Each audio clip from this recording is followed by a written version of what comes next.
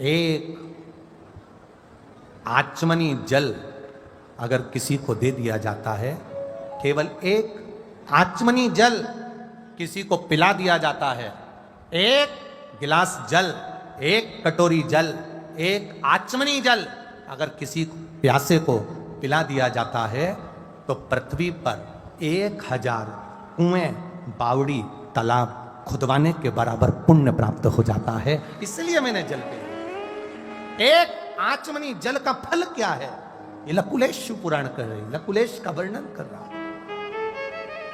एक आचमनी जल। फिर गए भोलेनाथ, वापिस मेरे भोले बाबा, वापिस मेरे शिव, मेरे ओघड़ी, मेरे दयालु, मेरे दातार, मेरे शंभु। फिर तीसरे स्थान पर भिक्षा मांगी है। तीसरे स्थान। एक बात अपनी जिंदगी में उतार कर रखिएगा, भगवान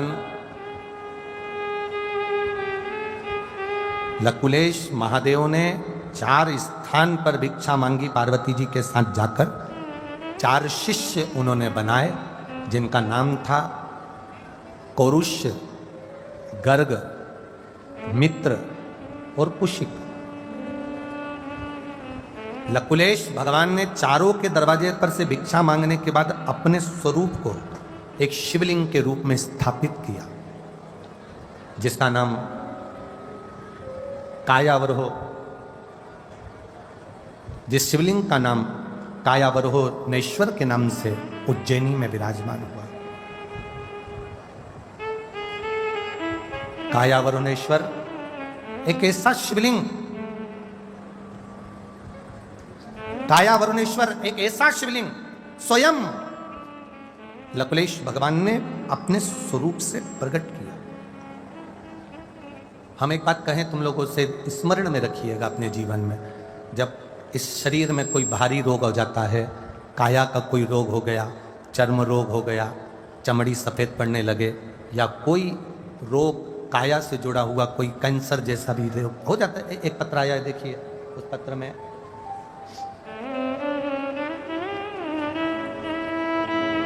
श्रीमती प्रेम देवी, विजय कुमार शर्मा, पता ससुराल 122 शिव कॉलोनी, टोक रोड, जयपुर। कहीं बैठी हो तो हाथ हिला सकती हैं, अगर कहीं बैठी हो तो दोनों हाथ अपने हिला सकती हैं। श्रीमती प्रेम देवी, विजय कुमार, कहीं बैठी हो तो हाथ हिला सकती हैं। श्रीमती प्रेम देवी, विजय कुमार शर्मा, पता है 122 शिव कॉलोनी, टोंक रोड, जयपुर। और उनका मायका यहीं का है, ये तो ससुराल का पता है, और मायका है गुरग चका, हरसोली, अलवर है, गुरज का। तो उनका मायका यहाँ पर है गुरज का, हरसोली, अलवर। कहीं बैठी हो तो हाथ हिला सकती हैं, अगर कहीं बैठी हो तो अपना हाथ हिला सकती हैं। दिख गई क्या? किस पंडाल में है? अच्छा, सामने वाले पंडाल। ऐसा हाथ हिला दो जी तो दिख जाओगे। हाँ ठीक है, नजर आ गया, ठीक है। गुरुजी, मेरे भाई के गले में एक गांठ हो गई, जो कि हमने जयपुर के डॉक्टरों को दिखाया तो उन्होंने कैंसर बताया, कैंसर की गांठ बताई। हमने डॉक्टर का इलाज चालू कर दिया, डॉक्टर साहब ने उनको ऑपरेशन का कह दिया। ऑपरेशन जल्दी कराना था क्योंकि गांठ बढ़ती जा रही थी। तब क्या करते, हम उनकी छुट्टी कराए और थोड़े दिन के लिए घर ले आए। बाबा देव अधिदेव महादेव पर भरोसा कर कर आप कहते हो दवाई भी खाओ, इलाज भी करवाओ और शिव जी की भक्ति भी करो। बाबा से प्रार्थना कर कर 1 लोटा जल, 1 बेलपत्र शिव को चढ़ाना प्रारंभ करा और वही हमारे भाई को खिलाना प्रारंभ करा। बाबा की कृपा से हम कैंसर की गठान का ऑपरेशन कराने के लिए वापिस जयपुर के हॉस्पिटल में गए तो बाबा की कृपा से डॉक्टरों ने कहा इनकी गठान गल चुकी है और इनका कैंसर समाप्त हो चुका है। गठान गले में नहीं थी। ये शिव तत्व है। औघड़ी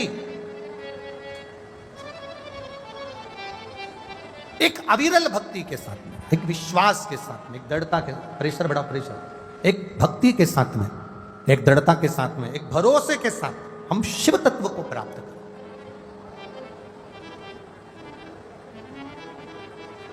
लकुलेश महादेव, कायावरेश्वर महादेव का स्मरण हमारे यहाँ वर्णन किया गया। कभी योग लगे तो दुर्वा के, दुर्वा रखिए ना, ऐ ललित दुर्वा ला के दो, अभी यहां से दी थी ना व्यासपीठ से दुर्वा। इस तरह से जो ये भाग रहते हैं, ऐसे 7 भाग दुर्वा के लेना है। कितने भाग लेना है? 7 भाग। 7 भाग दुर्वा के लेकर 5 बेलपत्र के साथ, बेलपत्री कितनी होना चाहिए? 5। 7 भाग दुर्वा के लेना है, 5 बेलपत्र लेना है, और लकुलेश महादेव का नाम लेकर कर शंकर भगवान पर प्रदोष या सोमवार की अष्टमी या शिवरात्रि के दिन भगवान देवाधिदेव महादेव के शिवलिंग के ऊपर अपने हृदय की कामना कर कर भगवान शिव को समर्पित करें, बाबा देवाधिदेव महादेव को समर्पित करें। वो सुख का देने वाला, जैसे लकुलेश भगवान माता पार्वती के साथ में तीसरे दरवाजे पर भिक्षा मांगने जाते हैं, वहां फिर भिक्षा के लिए पात्र फैलाते हैं, फिर कहते हैं मुझे भूख लगी है भोजन दो, पर वहां से भी अगर कुछ प्राप्त हुआ तो केवल जल की मात्रा ही प्राप्त हुई। पर चौथा स्थान लकुलेश भगवान का ये सा था, जहां से उन्होंने भिक्षा मांगी तो उनको भोजन भी मिला महाराज, जल भी मिला, और वहां से उनको आदर भी प्राप्त हुआ। शिव महापुराण की कथा कहती है, के बाद भी यहाँ शिव पुराण की कथा कहती है कि बूढ़ी से बूढ़ी माता को भी अपना रसोई घर नहीं छोड़ना चाहिए, और बूढ़े से बूढ़े व्यक्ति को भी अपनी दुकान नहीं छोड़ना चाहिए। कर्म करते रहोगे तो ये शरीर भी चलता रहेगा, कर्म करते रहोगे तो लोग आदर देते रहेंगे, कर्म करते रहोगे तो लोग सम्मान देते रहेंगे, कर्म करते रहोगे, मेहनत करते रहोगे तो दुनिया की दृष्टि में तुम्हारा आदर बना रहेगा। जो व्यक्ति अपने कर्म से मुख मोड़कर घर पर जाकर आराम से बैठ जाता है, वो बहू और बेटों की निगाह में भी खटक जाता है। इसलिए कर्म की प्रधानता को मूल कहा गया। करो मेहनत, और मेहनत कर कर भगवान शंकर की भक्ति का स्मरण करिए, शिव भक्ति की ओर अग्रणी होइए, शंकर भगवान की अविरल भक्ति की ओर जागृत होइए। 4 स्थान पर मेरे देवाधिदेव महादेव ने भिक्षा को मांगा है। 4 स्थान ऐसे जहां भिक्षा को मांगा। शिव कथा कर रही है, भगवान शंकर का संवाद कर रहा है। 4 स्थान पर भिक्षा मांगने के बाद भी मेरे देवाधिदेव महादेव माता पार्वती जी के साथ में, आनंद के साथ में, मां जगत जननी के साथ कैलाश पर विराजमान होते। 4 इंद्रदेव सिंहासन पर बैठे थे, और इंद्रदेव सिंहासन पर बैठे, और सिंहासन पर बैठे हुए इंद्र के सामने गुरु बृहस्पति का आगमन हो गया। और बृहस्पति महाराज का जब आगमन हुआ तब इंद्र ने उनका सम्मान नहीं करा, आदर नहीं करा। देवताओं के गुरु निकल कर जा रहे हैं, और देवताओं के गुरु अगर निकल कर जा रहे हैं और उनका आदर नहीं हो, श्रेष्ठता नहीं है। सम्मान नहीं किया इंद्र ने। अपने सिंहासन से, राजसी सिंहासन से, राजसी ठाट से इंद्र उठकर खड़े नहीं हुए, गुरु बाबा चले गए। अब बृहस्पति बाबा जाने के बाद में इंद्र को लगा कि अब मेरे से अपमान तो हो गया, तो अब करे तो करे क्या।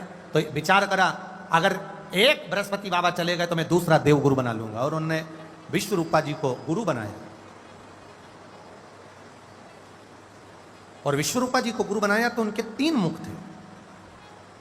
एक मुख से भोजन ग्रहण करना, दूसरे मुख से भोजन का भाग एकत्रित कर अपने में रखना, और तीसरे से भोजन के भाग को असुरों को प्रदान करना, राक्षसों को।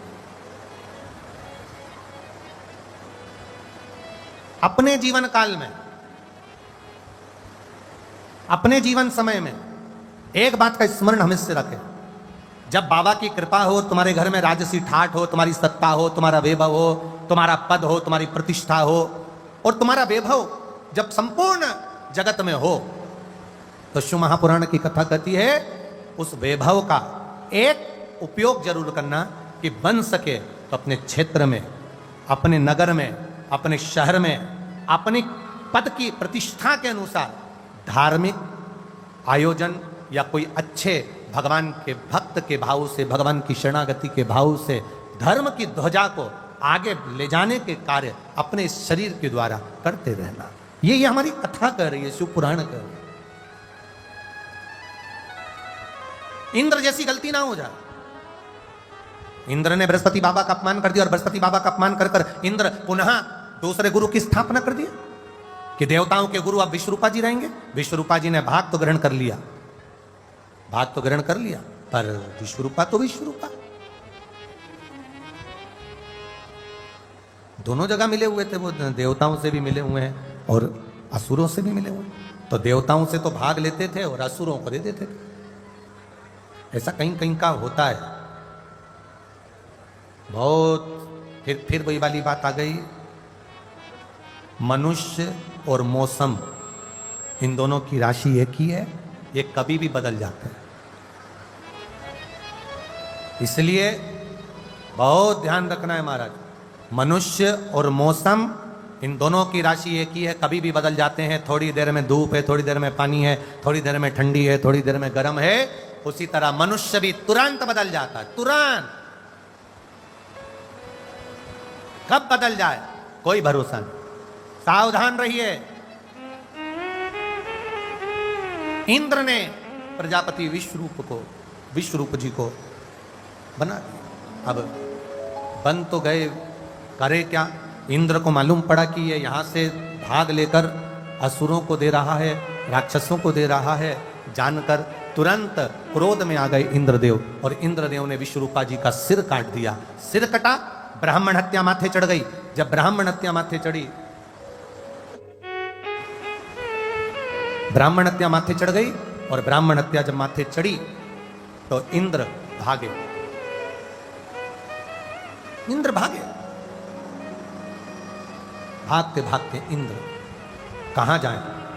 ब्राह्मण हत्या तो पीछा ना छोड़ रही। जैसे ब्राह्मण हत्या पीछा न छोड़ती है, शिव महापुराण की कथा कहती है हमारे किए गए कर्म भी हमारा पीछा नहीं छोड़।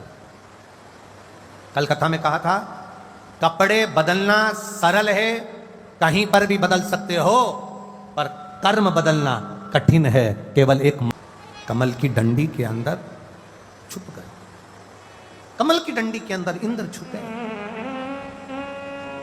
देव ऋषि नारद जी का आगमन हुआ। नारद जी ने पूछ लिया, क्या बात है, क्यों छुपे बैठे हो? कहा, ब्राह्मण हत्या माथे पड़ गई है, तो मैं कहां जाऊं? कहां जाऊं मैं, बताओ कहां जाऊं? कहा ब्राह्मण हत्या माथे पड़ी है? हाँ, बांट दो इसको, ब्राह्मण हत्या को बांट दो। कहां बांटा? सबसे पहले ब्राह्मण हत्या को देने के लिए पृथ्वी पर पहुंचे। पृथ्वी से कहा, पृथ्वी आप हमसे ब्राह्मण हत्या का अंश लो। पृथ्वी ने ब्राह्मण हत्या का अंश लिया। पृथ्वी का जो बंजर भाग है वो ब्राह्मण हत्या का अंश है। पृथ्वी के ऊपर जो वृक्ष लगता है, वृक्ष में जो गोंद लगती है वो ब्राह्मण हत्या का अंश है। इसलिए हमारे सनातन धर्म में भगवान का जब जन्मोत्सव मनाया जाता है, राम जन्मोत्सव मनाओ, कृष्ण जन्मोत्सव मनाओ, भगवान की जन्माष्टमी का त्योहार मनाया जाता है, तो भगवान के जन्मोत्सव में जो प्रसाद बनता है उस प्रसाद में गोंद नहीं डाला जाता। अगर कोई स्त्री का जापा हुआ है, कोई नारी का जापा हुआ है, किसी के यहाँ गर्भ था, बच्चा हुआ है, तो गोंद के लड्डू बनाकर खूब खिलाओ, मना नहीं। पर भगवान के प्रसाद में गोंद कभी नहीं डलता, क्योंकि उसमें ब्राह्मण हत्या का दोष होता।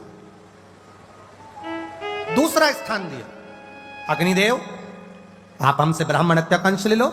अग्नि ने ब्राह्मण हत्या का अंश लिया, तो अग्नि की लो में जो नीले कलर की लो होती है वो ब्राह्मण हत्या का अंश होती है। नीली लपट ब्राह्मण हत्या का अंश है।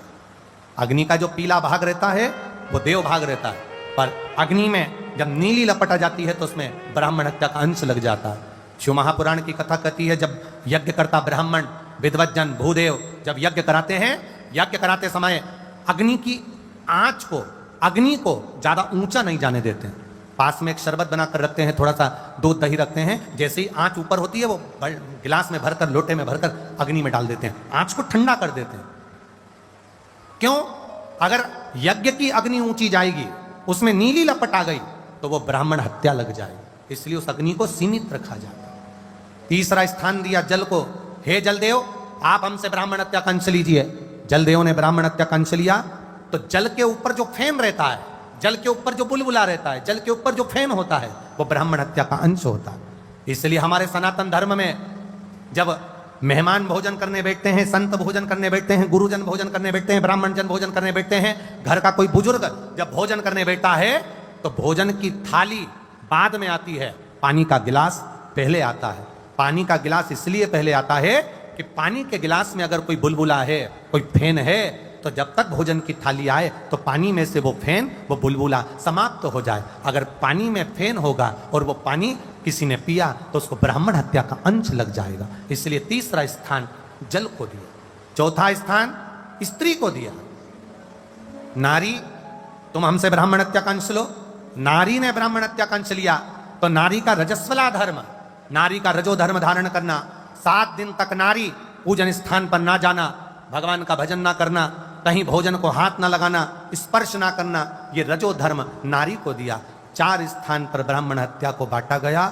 तब जाकर इंद्र उस कमल की डंडी से बाहर निकले। कमल की डंडी से बाहर निकले तो उसी समय पर विश्वरूपा जी के पिता त्वष्टा ऋषि ने वृत्रासुर को उत्पन्न कर लिया।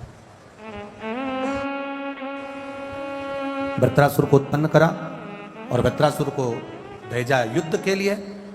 इंद्र बार बार हार गए। दधीचि ऋषि की अस्थियों से युद्ध लड़ा गया और दधीचि ऋषि की अस्थियों से युद्ध लड़ा, उसमें फिर विजयता प्राप्त। बहुत ध्यान दीजिए, किसी युद्ध में जा रहे हो, किसी कंपटीशन में जा रहे हो, शंकर भगवान पर चढ़ी हुई एक बेलपत्र का स्मरण कर कर जाइए, एक लोटा जल चढ़ा कर जाइए, उसका फल प्राप्त हो। शिव कथा कह रही है आगे 12 ज्योतिर्लिंग का स्मरण कराया है, भावों के साथ में सुंदर प्रसंग का स्मरण कराया। प्रथम सोमनाथ जी का वर्णन करा। तुमरुका जी ने चंचुला देवी के सामने, चंद्र को काया रोग हुआ, उस रोग से भगवान ने मुक्त किया। फिर अगला वर्णन करा है श्री मल्लिकार्जुन का। भगवान कार्तिकेय रुष्ट होकर गए, तब भगवान ने जाकर उनको मनाया, मल्लिकार्जुन के रूप में विराजमान हुए। अगला वर्णन आया है श्री महाकालेश्वर। चाहे तुम राम जी की कथा सुनो, चाहे तुम शिव जी की कथा सुनो, चाहे तुम कृष्ण की कथा सुनो, अगर आप भगवान की कथा में रमे हुए हो, शिव कथा में रमे हुए हो, तो समझ लेना 5 रत्न में से एक रत्न आपके पास में है। हरि की कथा, प्रभु की कथा, भगवान की कथा, एक रत्न तुम्हारे पास है। थोड़ा प्रेशर बढ़ा। 5 रत्न में से दूसरा जो रत्न है वो है हरि कथा, प्रभु की कथा। और शिव महापुराण की कथा कहती है तीसरे नंबर का जो रत्न है वो है दया करना, एक करुणा करना, दया। दया ये नहीं कि परिवार वालों पर कर रहे हो तो बाहर वाले पर ना करो, बाहर वाले पर कर रहे हो तो परिवार वाले पर ना करो, ऐसा नहीं है। दया ये नहीं देखी जाती कि ये घर का है कि बाहर का है। दया तो दया होती है, करुणा तो करुणा होती है। 5 रत्न में से ये तीसरा रत्न है दया, और चौथा रत्न है हमारा धर्म। जिस सनातन धर्म में हम रह रहे हैं,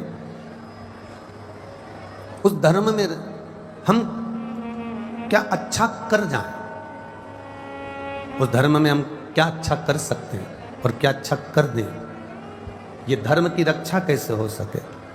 हम लोग अपनी अपनी भाषाओं में अच्छा की बात भी अगर कोई करे तो समझ लो कि वो 5 रत्न में से एक रत्न है हमारा। और 5वें नंबर का रत्न है उपकार कर देना। किसी पर कुछ उपकार कर दिया, एहसान कर दिया, कोई उनका कार्य कर दिया, किसी को आपने कुछ अच्छा कर दिया, उसके बाद में ये मत सोचना कि ये हमारे लिए कुछ करेगा। आप किसी को पानी पिला दो, आप किसी को भोजन करा दो, तो भोजन कराने के बाद में तुम ये विचार मत करना कि हम जब इसके घर जाएंगे तो ये हमको भोजन कराएगा, हम जब इसके घर जाएंगे तो हमको पानी पिलाएगा। ना ना ना ना, आप तो अपना कर्म करते चलो, अपने कार्य में तल्लीन बनते चलो, आगे उसकी मर्जी है वो आपको कहाँ ले जाकर छोड़ता है। 5 रत्न में तुलसीदास जी लिखते हैं 5वें नंबर का रत्न है उपकार कर देना, और उपकार कर कर किसी का कार्य कर कर उपकार कर कर छोड़ देना कि अब आगे उसकी मर्जी, आगे उसका मन, आगे उसकी मर्जी है। ये उपकार करने के बाद में छोड़ दिया है। पर शिव महापुराण की कथा कहती है कि जो ये पंच रत्न है, इन पंच रत्न में सबसे प्रबल रत्न कौन सा है? तो कहा इन पंच रत्न में सबसे प्रबल रत्न है किसी संत सतगुरु का, किसी शिव भक्त का, किसी राम भक्त का, किसी कृष्ण भक्त का आपसे मिलन हो जाना। और दूसरा रत्न भारी है भगवान शंकर की कथा को श्रवण कर लेना, भगवान की भक्ति। क्या आप अपने बच्चों को ना पालो या अपनी पत्नी और परिवार के जो भी कार्य हैं वो ना करो? तो ऐसा नहीं हो सकता। परिवार में रहो, अपने पत्नी के, अपने बच्चों के, अपने माता पिता के, अपने कुटुंब की जो इच्छाएं हैं वो पूर्ण करो। कोई तुमसे कहे कि मुझे ये ला कर दो तो आपको ला कर देना है। कोई कहे आपको, आपका परिवार का व्यक्ति कि मुझे ये चाहिए, आपको देना है, मना नहीं।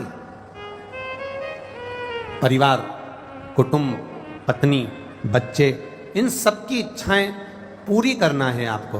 पर शिव महापुराण की कथा कहती है इनकी इच्छा पूरी करने में, इनके मन के मनोरथ को पूर्ण करने में, इनकी इच्छाओं को पूर्ण करने में कोई ऐसा काम आप अपने हाथों से मत कर जाना, ऐसा काम अपने जिंदगी में मत कर जाना कि इनकी तो इच्छा पूरी हो जाए पर आपकी जिंदगी नरक हो जाए। ऐसा कार्य अपने जीवन में कर कर मत जाए। ऐसा कार्य कर कर मत जाना कि मालूम पड़े कि इनकी तो इच्छा पूरी हो गई। पत्नी ने कहा मुझे ये ला कर दो, तुमने ला कर दे दिया। बच्चों ने कहा मुझे ये ला कर दो, तुमने ला कर दे दिया। किसी ने कहा मुझे ये ला कर दो, तुमने ला कर दे दिया। इनकी तो इच्छा पूरी हो गई, इन्होंने तो कह दिया पापा मुझे ये चाहिए, मम्मी मुझे ये चाहिए। बेटा ने कहा, पत्नी ने कहा, स्वामी मुझे ये चाहिए। सबने कहा, कुटुंब वालों ने, परिवार वालों ने, सबने कहा हमको ये ला कर दो, हमको ये चाहिए। ऐसा ना हो जाए कि इनकी इच्छा पूरी करते करते करते करते करते करते एक सीमा ऐसी हो जाती है, एक समय ऐसा आ जाता है कि इनकी इच्छा पूरी करते करते करते करते हम गलत काम कर बैठते हैं। हम चोरी कर लिए, हम अपशब्द कह दिए, हम ताने दे दिए, अपने सिग्नेचर का अपने दुरुपयोग कर लिया, अपने शब्दों का हमने दुरुपयोग कर लिया, अपनी वाणी का हमने दुरुपयोग कर लिया। कहीं हमने इनकी इच्छा पूरी करते करते 1 रुपए की वस्तु को 10 रुपए में ना कर देना। महाराज शिव महापुराण की कथा कहती है अपने परिवार, अपने कुटुंब, अपने इष्ट की, अपने साथियों की इच्छा पूरी करने में कहीं तुम अहित ना कर जाओ। और जिस दिन इच्छा पूरी करते करते मालूम पड़े तुम गलत पथ पर चल बैठे, इच्छा पूरी करते करते तुम गलत मार्ग पर निकल गए, तो इनकी तो इच्छा पूरी हो जाएगी पर आपकी संपूर्ण जिंदगी नरक हो जाएगी। इसलिए इससे बचने का प्रयास करो। बिंदुक और देवराज के साथ में हुआ क्या था? हुआ क्या था? बिंदुक नाम का ब्राह्मण कुल में जन्म ले लिया। बिंदुक नाम का ब्राह्मण कुल में जन्म लेने के बाद अच्छी सुंदर पत्नी मिल गई। सुंदर पत्नी, कहते हैं बिंदुक की जो धर्म पत्नी थी इतनी सुंदर थी कि देवलोक की अप्सराएं उसके सामने फीकी थी। वो इतनी सुंदर, चंचुला इतनी सुंदर थी, बिंदुक की धर्म पत्नी इतनी सुंदर थी। और शास्त्र कहता है कि बिंदुक की पत्नी इतनी सुंदर होने के बाद भी बिंदुक एक बार एक मार्ग से निकल कर जा रहा था। उस मार्ग में वो चोरी का थोड़ा सा धन लेकर जा रहा था और उस मार्ग से निकलते निकलते निकलते निकलते उसको सामने एक सुंदर स्त्री नजर आ गई।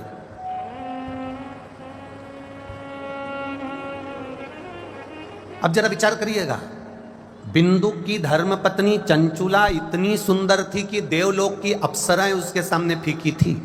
उसके बाद भी पति को दूसरी स्त्री पसंद आ रही है। जरा समझिएगा, कई माताएं हमसे प्रश्न करती हैं, जीजियों आपका वो प्रश्न का उत्तर थोड़ा सा ध्यान दीजिएगा। कई माताएं प्रश्न करती हैं, कई जीजियां प्रश्न करती हैं, कई माताएं प्रश्न कि गुरुजी एक बात बताओ, कई पुरुषों की पत्नियां इतनी सुंदर होती है, उसके चरणों को प्रणाम करती है, उसका सम्मान करती है, उसका आदर करती है। पत्नी उसके मनपसंद भोजन को तैयार करती है, पत्नी उसका आदर करती है। इसके बाद भी वो पुरुष, उसके बाद भी वो पति दूसरी स्त्री के साथ में उसको क्यों देखता, उसके साथ क्यों रहना पसंद करता? कारण क्या है? जब चंचुला इतनी सुंदर थी कि देवलोक की अप्सराएं उसके सामने फीकी थी। यह विराम दिवस की कथा है, अगर सुन ली तो आपकी जिंदगी सवर गई महाराज, ध्यान रखिए। चंचुला इतनी सुंदर थी कि देवलोक की अप्सराएं फीकी थी। फिर चंचुला का पति पर स्त्री को क्यों देख रहा है? चंचुला का पति पर नारी को क्यों देख रहा है? पर स्त्री के साथ रहना क्यों चाहता है? एक वेश्या के साथ में वो रहना क्यों चाह रहा है? एक गलत नारी के साथ में वो अपने को रखना क्यों चाह रहा है? जो होता है जब गलत पैसा जेब में भराना चालू होता है, जब गलत तरह से कमाया गया धन घर में आना चालू होता है, जेब में आना चालू होता है। एक अंदाजा लगा कर रखना, जब तुम कम पैसे कमाते थे, बाजार से गिलकी, आलू, टमाटर, सब्जी, मिर्ची, धनिया खरीद कर लाते थे, घर में सब्जी बनाकर खाते थे। बोलो सही है कि गलत है? जम के बोलो जरा, सही है ना? अब मालूम पड़े तुम्हारा व्यापार बढ़ गया, तुम्हारे पास में पैसे की आवक बढ़ गई, अब तुम क्या करते हो? हफ्ते में एक बार अपने पत्नी बच्चों के साथ में होटल खाना खाने जाते। बोलो पैसा बढ़ा तो बढ़ा कि नहीं बढ़ा काम? पैसा बढ़ा तो होटल में खाना खाने जाने लगे। पैसा और बढ़ा तब क्या होने लगा? पत्नी ने कहा आज मेरा मन नहीं कर रहा रोटी बनाने का, सब्जी बनाने का, तुम एक काम करो बाजार से मंगवा लो। पैसा बढ़ा तो बाजार की सब्जी और रोटी घर में आने लगी। जब बाजार की सब्जी रोटी घर में आने लगे तो समझ लेना कि बाजार की कोई भी तुम्हारे घर में कभी भी कब्जा कर सकती है। इतना अंदाजा लगा कर बैठ, यह अंदाजा लगा कर बैठना कि सब्जी और भाजी बाजार की क्यों आ रही है।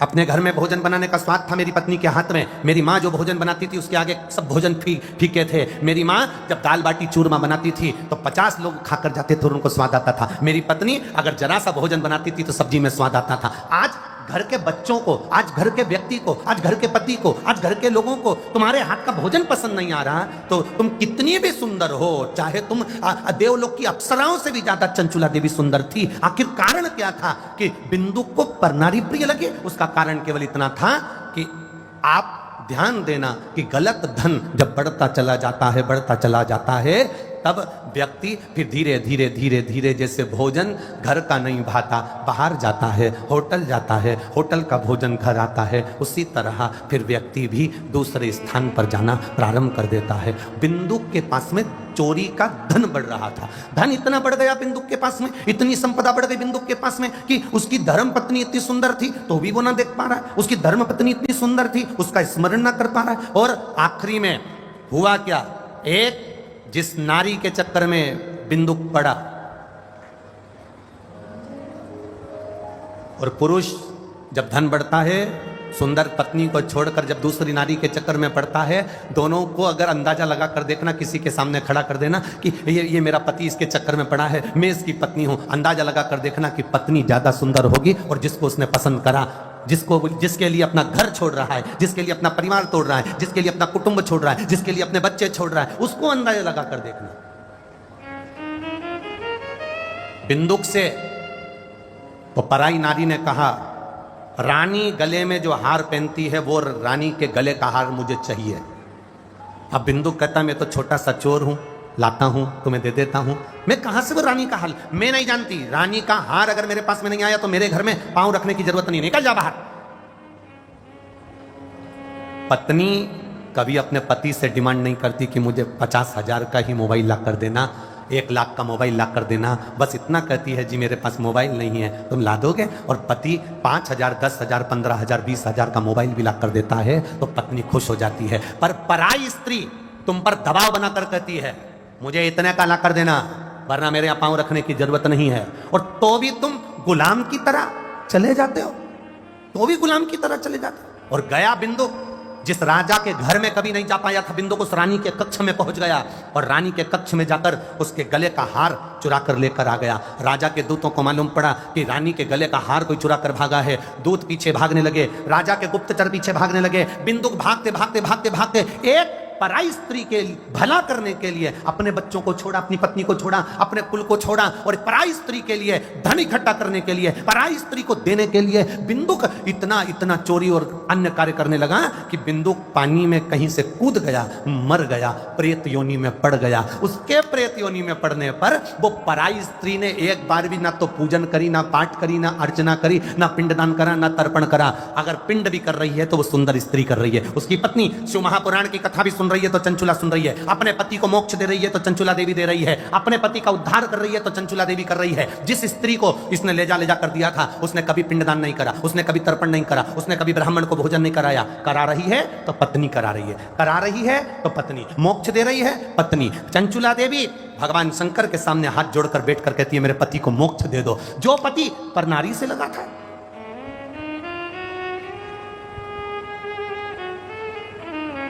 कमाओ, जितने अलवर में रह रहे हो और जितने बाहर से कथा सुनने के लिए आए हो, मैं बाबा देव अधिदेव महादेव से यही प्रार्थना करता हूं, जितने लोग आस्था चैनल पर कथा सुन रहे हैं, जितने फेसबुक यूट्यूब पर सुन रहे हैं और जितने यहां बैठकर कथा सुन रहे हैं, बाबा देव अधिदेव महादेव अधिक मास का समय, श्रावण का महीना, खूब इनकी झोलियों में धन देना और भगवान से इतना कहना कि धन ऐसा देना कि तेरी सेवा में लगे, गलत जगह नहीं लगे।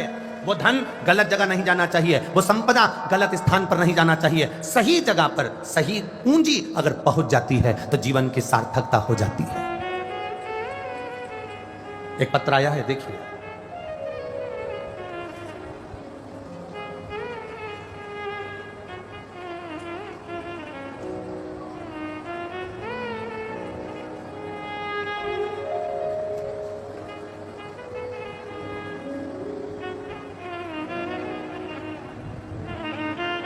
नरेंद्र कुमार शर्मा, तिवाड़ी, तिवाड़ी है, तिवाड़ी, कपिता देवी, मुंडावर, अलवर, राजस्थान। कहीं बैठे हैं? आप ही हैं? दोनों हाथ हिला दो एक साथ एक बार जी।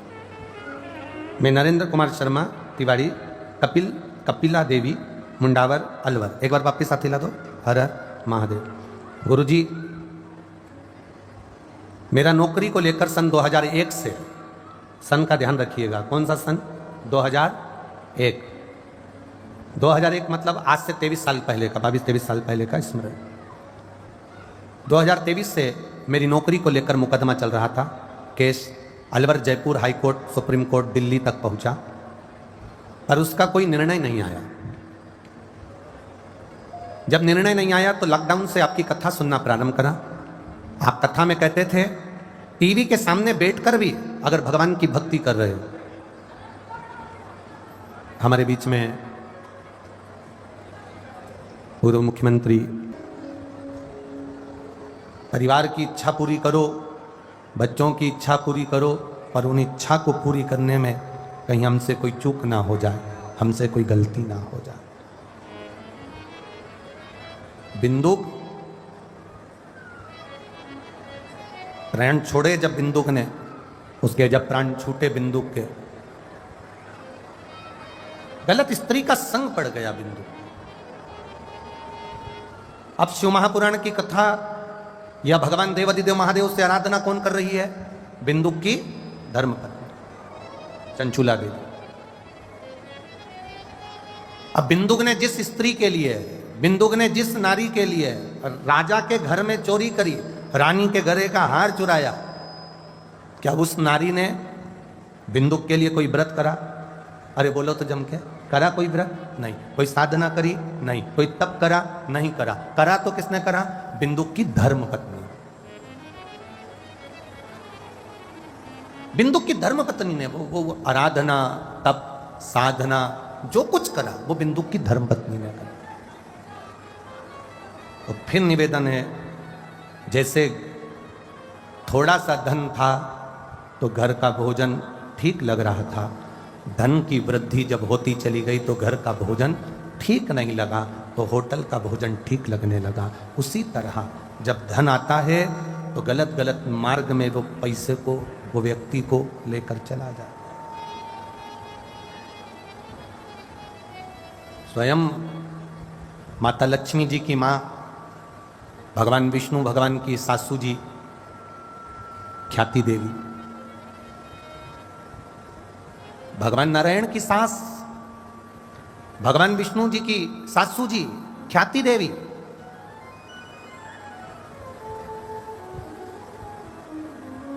जिनका मन था कि भगवान अपनी बेटी का अगर विवाह करूंगा, अपनी बेटी की अगर मैं कहीं ब्याऊंगी, अगर मैं अपनी बेटी की कहीं शादी करूंगी, तो ख्याति देवी भगवान शंकर की इतनी बड़ी उपासक थी, इतनी बड़ी उपासक थी कि शंकर के बिना रहती नहीं थी। अभिषेक, पूजन, अर्चना, बेलपत्र से श्रृंगार, पुष्पों की पंखड़ियों से श्रृंगार, स्नान कराना, अलग अलग नदियों, तालाब, बावड़ी तक जाना, वहां से जल लेकर आना और शंकर भगवान का अभिषेक पूजन करना, स्नान कराना।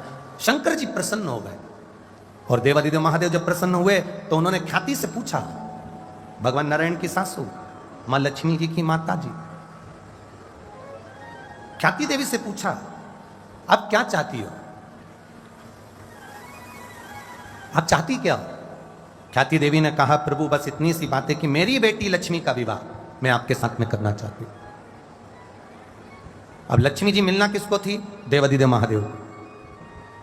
ख्याति देवी ने संकल्प ले लिया, अपनी बेटी का विवाह मैं करूंगी तो देवादिदेव महादेव के साथ करूंगी, क्योंकि मैं शंकर जी को बहुत सेवा करती हूं, आराधना करती हूं, वो मेरा इष्ट देव है, मेरे शंभु, मैं उनके चरणों में रमी रहती हूं। मैं अपनी बेटी का विवाह, लक्ष्मी का विवाह अगर करूंगी तो शंकर भगवान से, देवादिदेव महादेव से करूंगी। जैसे ही महादेव से विवाह की बात करी तो शंकर भगवान ख्याति देवी के सामने एकदम मौन हो गए, शांत, चुप।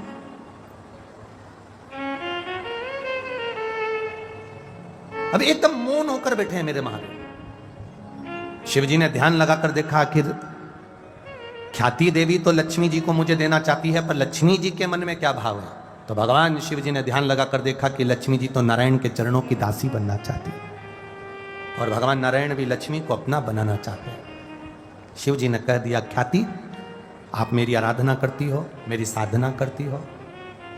कई लोगों का भाव होता है कि हमने जो सोचा है भगवान हमको वो दे देना, हमने जो विचार करा है भोलेनाथ हमको वो दे देना। कभी कभी मेरा शंभु, मेरा त्रिकालदर्शी, मेरा कैलाशी, अविनाशी, वो आपको अगर अच्छा जानता है, आपके लिए अच्छा करना चाहता है, तो कई बार ऐसी स्थिति रहती है कि आपके अनुसार भोलेनाथ नहीं देते, वो अपने अनुसार आपको प्रदान कर देते हैं, और वो जो देते हैं वो कम ना दे।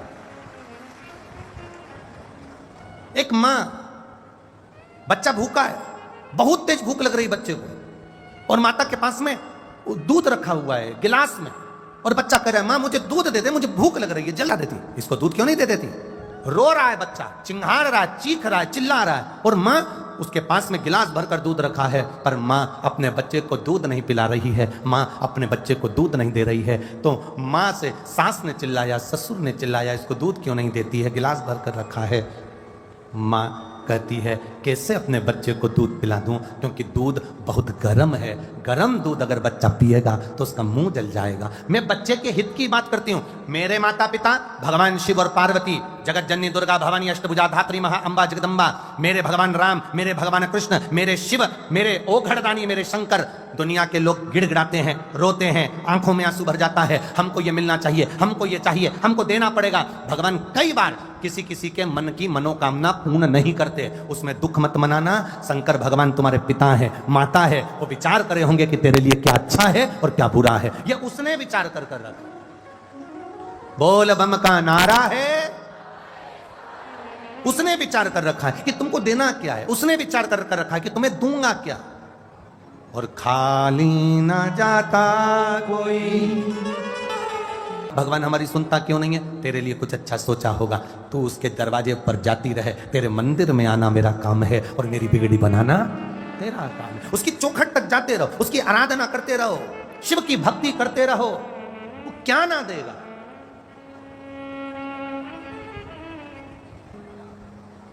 कल एक यजमान परिवार में से एक भैया जी कह रहे थे, गुरु जी हमारे घर के लोग भगवान कृष्ण को मानते हैं, तो वो शंकर जी की कथा में नहीं आए, शिव जी की कथा में नहीं पहुंचे। तो हमने कहा क्यों नहीं पहुंचे? तो कि वो भगवान कृष्ण को मानते। तो हमने कहा उनको ये नहीं कहा कि भगवान कृष्ण की 16,108 रानियां थी।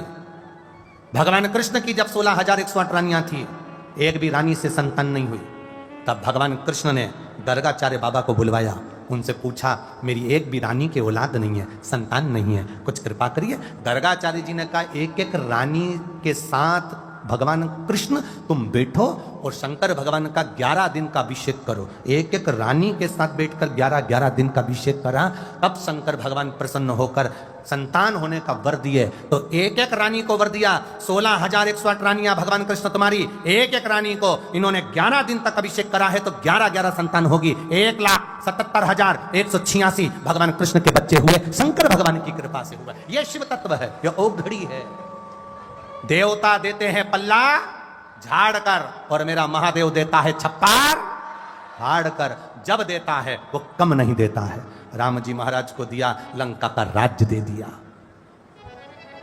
वो कहे हमारे भगवान कृष्ण को मानते तो शंकर की भक्ति। हम उनसे कहना चाहेंगे भगवान कृष्ण ने पांडवों से कहा, पांडव जाओ शिव की आराधना करो, पांडव जाओ शंकर की आराधना करो। पूरे भारत की भूमि पर जितने जितने प्राचीन मंदिर हैं, एक एक मंदिर में जाकर देखना पांडव कालीन मंदिर मिलेंगे, पांडवों के द्वारा बने हुए शिवलिंग मिलेंगे, पांडवों के द्वारा बनाए गए भगवान शंकर के स्वरूप मिलेंगे। कहीं ना कहीं जितने मंदिरों में जाओगे प्राचीन, वहां मिल जाएगा यह पांडव कालीन है, यहाँ शंकर भगवान की आराधना पांडवों ने करी थी। भगवान द्वारिकानाथ कर रहे हैं कि पांडवों जाओ शिव की आराधना करो। और स्वयं द्वारकाधीश जो गुजरात में विराजते हैं, द्वारकाधीश के मंदिर में प्रवेश करने से पहले दरवाजे पर सबसे पहला दर्शन होता है तो मेरे शंकर भगवान के शिवलिंग का होता है।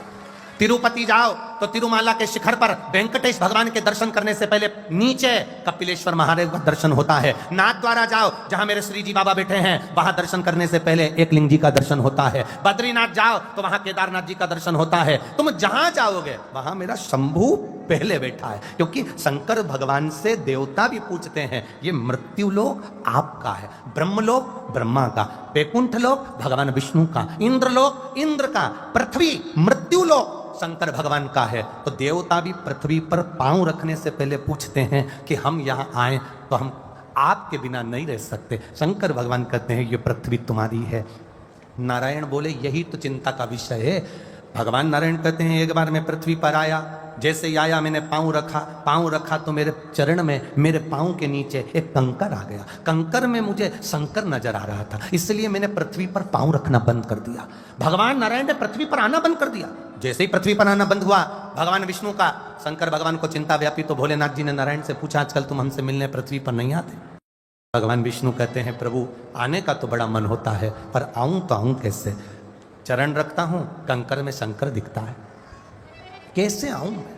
भगवान शंकर ने कहा नारायण आपके बिना हम नहीं रह सकते और हमारे बिना आप नहीं रह सकते। एक काम करो ना, ये चरण का काम ही खत्म कर दो, कुछ ऐसे बन जाओ ना कि तुम मुझसे लपट कर रहो, चिपक कर रहो, जैसे कंकर से चिपक कर कोई रह सकता हो, ऐसे तुम रहो और चरण हटा दिए जाएं। तो भगवान नारायण ने कहा आप बताओ मैं क्या बन जाऊं? भगवान शंकर ने कहा तुम सांप बन जाओ, सांप बनकर कंकर से भी चिपक कर चलोगे, पांव रखने का काम ही नहीं पड़ेगा। मेरे नारायण सर्प बन गए, शिव जी के गले में एक सांप पड़ा रहता है। दुनिया के लोग कहते हैं वासुकी, शंकर भगवान के गले में पड़ा हुआ है। स्मरण रखना भगवान शंकर के गले में जो सांप पड़ा वो मेरे नारायण है। स्वयं शिव के गले में 24 घंटे पड़े रहते हैं, क्योंकि नारायण के बिना शिव अधूरे हैं और शिव के बिना मेरे नारायण अधूरे हैं। ये अधूरता की कैपेसिटी है, उससे 4 गुना ज्यादा मेहनत करो और मेहनत के साथ में मेरे देव अधिदेव महादेव पर भरोसा करो। पृथ्वी पर रहते हो, पृथ्वी के देव अधिदेव महादेव पर भरोसा करो, विश्वास करो। पर दुनिया के लोग उसको मानते का, लोग कह देते ये तो पत्थर है, दुनिया के लोग कह देते हैं ये तो ऐसा है। दुनिया के लोग, कई लोगों ने तो शंकर भगवान को गंजेड़ी कह दिया, भंगेड़ी कह दिया, नशेला कह दिया। फिर निवेदन करूंगा, लोग कहते हैं पार्वती जी शिव जी को भांग घोट कर पिलाती है। शिव पुराण कहती है मेरे भारत की नारी अपने पति को मल के तंबाकू खाने को नहीं देती तो मेरी पार्वती महादेव को भांग नहीं देती। ये तो दुनिया का भ्रम है। कौन पत्नी अपने पति को तंबाकू मल कर देती है? कौन पत्नी अपने पति को पाउच फाड़ कर देती है? कौन पत्नी अपने पति को चिलम लगा कर देती है? कौन पत्नी अपने पति को नशे की वस्तु देती है? जब मेरे भारत की नारी अपने पति को तंबाकू नहीं देती तो मेरी माता पार्वती महादेव को कोई भांग नहीं देती। ये निश्चितता है, ये तो दुनिया का भ्रम है। शंकर जी को भांग पिला दो, शिव जी प्रिय हो जाएंगे। अरे अंदाजा लगा कर देखो, जब मंथन हुआ था उस मंथन में सबसे पहले गौ माता निकली थी, गौ माता के बाद विष निकला, विष देवादिदेव महादेव को दिया। शंकर भगवान ने जो विष को गले में लेना चाहा, पार्वती जी ने हाथ पकड़ लिया भोलेनाथ जी का। क्या कर रहे हो नाथ, ये कालकुट विष है। शिव जी कहते हैं मुझे ये विष पीना है। क्यों? देवता अमृत पिएंगे और तुम विष? भगवान शंकर कहते हैं मैं बड़ा हूं, मैं बड़ा हूं। बड़े से मतलब ये सब देवता मेरे सामने के हैं, मैं इनसे बड़ा हूं, इसलिए विष मुझे पीना पड़ेगा। तो तुम विष पियोगे? हां। शंकर भगवान ने कहा मैं अकेला विष थोड़ी ना पीऊंगा, तो कौन पिएगा? पार्वती जी से भगवान शिव जी ने कहा आधा शरीर मेरा मेरा है और आधा शरीर तेरा है। बहुत विवाद वाली बात होती है महाराज जी, बहुत विवाद। गिरिराज पर्वत को किसने उठाया था? जम के बोलो जरा भगवान। अच्छा जम के तो बोलो, तुम बोलने में धीरे। किसने उठाया था? भगवान कृष्ण ने। पर हकीकत क्या है? क्या भगवान कृष्ण पर्वत को उठाए हैं? हकीकत क्या है? विवाद हो गया एक बार संतों का आपस में, बहुत भयंकर विवाद हुआ और उस विवाद को सुलझाने में समय लग गया। प्रयागराज की भूमि थी और संत समागम चल रहा था, उसमें विवाद हो गया। पर्वत किसने उठाया? 7 कोस का पर्वत, 21 किलोमीटर का पर्वत भगवान कृष्ण ने उठाया। तब उसी समय पर एक साधारण सा एक योगी सन्यासी तपस्वी साधक उठकर कहता है पर्वत कृष्ण ने नहीं उठाया, पर्वत तो राधा रानी ने उठाकर रखा था, पर्वत राधा ने उठाया। संत की बात सुनकर सब बिखर गए। भगवान कृष्ण ने पर्वत उठाया। संत कहते हैं ये जो आधा स्वरूप है, सीधा हाथ का जो स्वरूप है पुरुष का, वो पति का होता है, और लेफ्ट हैंड उल्टा हाथ का जो स्वरूप है वो पत्नी का होता है। तो आधे भगवान कृष्ण इधर वाले साइड पर है और पर्वत उठाया उन्होंने उल्टे वाले हाथ से। तो पर्वत फिर किसने उठाया? राधा रानी ने उठाया। पर्वत कौन उठा रहा है? राधा।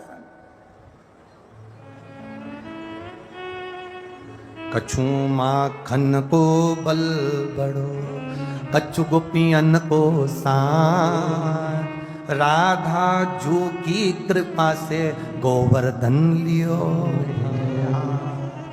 गोवर्धन। आप लोग तो अलवर वाले हो, राजस्थान वाले हो। गिरिराज पर्वत का कुछ हिस्सा राजस्थान क्षेत्र में भी आता है। तो आप लोगों को तो छाती तान कर चढ़ना चाहिए कि हम गिरिराज जी की शरण में हैं, हम गोवर्धन नाथ जी की शरण में। ये एक उमंग और एक उत्साह वाला विषय है, तुम्हें तो छाती तान कर चलना चाहिए। वो फिर वही बात आ गई, हम तो बाबा के भरोसे रहते, हम तो बाबा के भरोसे चलते हैं, ये दुनिया वाले जलते हैं, ये दुनिया वाले जलते हैं, हम तो बाबा के भरोसे। अकेला जल एक पात्र में लेकर आता है और पात्र में जल लाकर देवादिदेव महादेव के उस खप्पर के अंदर जल देने को आतुर हो गया। देवादिदेव महादेव ने उस जल को खप्पर में नहीं अपनी हथेली पर लिया और उसका आचमन मेरे महादेव ने किया। जब आचमन किया, पार्वती जी ने कहा आपने इससे खाने के लिए भोजन मांगा था और इसने आपको पानी दिया, आपको क्रोध नहीं आया?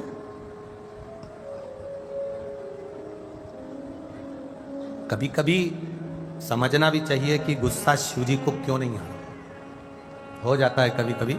एक बार एक भगवान देवऋषि नारद भगवान नारायण को लेकर घूमने के लिए निकले और घूमने निकले भगवान नारायण, तो नारायण और नारद जी दोनों निकले और दोनों निकलते निकलते पहुंचे और पहुंचने के बाद एक सेठ जी के दरवाजे पर उनको भूख लगी तो भोजन मंगा। भिक्षाम देई, भिक्षाम देई। सेठ जी बाहर निकल कर बोले हाँ आओ, तुम्हारा पिताजी रख कर गया है, भिक्षाम देई, भिक्षाम देई, सुबह से मांगने आ गए, चलो निकलो यहां से बाहर जाओ। सेठ जी ने धक्का मार के निकाल दिया। अब सेठ जी ने भयंकर धक्का मारा और निकाल दिया। नारद जी को गुस्सा आ गया। नारद जी ने कहा प्रभु घोर अपमान हुआ है, श्राप दे दो, इसकी सारी दौलत मिट्टी में मिल जाए। कितनी सारा धन दौलत है, एक अन्न का दाना नहीं दे सका। श्राप दे दो इस सेठ जी को, इसकी पूरी मिट्टी में मिल जाए दौलत। भगवान नारायण ने पीछे पलटकर दोनों हाथ उठाकर कहा, भगवान तेरे घर में 4 चौगुना धन दे, संपदा दे, 4 चौगुना और धन भर जाए। देव ऋषि नारद को गुस्सा आ गया, नारायण ये निर्णय तुम्हारा बेकार है। उसने धक्के मारे, गाली दी, अपशब्द कहा और तुम उसको आशीर्वाद दे रहे हो कि 4 चौगुना धन बढ़ जाए। भगवान बोले मेरी मर्जी, चल आगे। देव ऋषि नारद आगे बढ़े, दरवाजे पर फिर आवाज लगाई एक बूढ़ी अम्मा के घर पे, बूढ़ी बुजुर्ग माता के दरवाजे पर, माता भिक्षाम देई। बूढ़ी माँ ने उनके लिए 2 आसन लगाए। माँ बोली देखो बाबा जी, मेरे पास भोजन तो नहीं है पर गाय का दूध रखा है, एक ही गाय है मेरे यहाँ, बहुत अच्छी है, उसी का दूध मैं आपको दे देती हूँ। गाय का दूध लाई, 2 गिलास दूध दिया, दोनों ने पिया, दोनों चलने लगे। देव ऋषि नारद ने भगवान नारायण से कहा, प्रभु कितनी अच्छी माँ है, इसको आशीर्वाद दे दो, खूब आगे बढ़े, खूब उन्नति करे, खूब कृपा बरसे, आशीर्वाद दो ना प्रभु। भगवान नारायण पीछे मुड़े, दोनों हाथ उठाकर भगवान नारायण ने कहा, जा तेरी गाय मर जाए,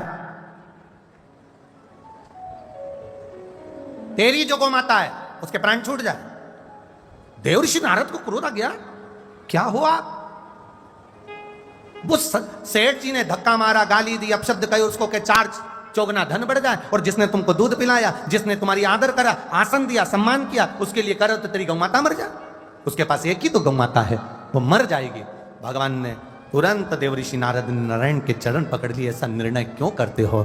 भगवान बोले, अरे नारद तू मेरी लीला नहीं समझ सकता। वो सेठ जी को मैंने 4 चौगुना धन बढ़ने का इसलिए कहा क्योंकि सेठ जी दान नहीं कर पाए, इसके यहाँ जितना जितना धन बढ़ेगा उतनी इसकी आसक्ति बढ़ेगी, आसक्ति बढ़ेगी तो पैसे पैसे में रमा रहेगा, जब मरेगा तो अगला जन्म सांप का पाकर उसी तिजोरी के आसपास पड़ा रहेगा, इसलिए मैंने उसको धन बढ़ने का आशीर्वाद दिया।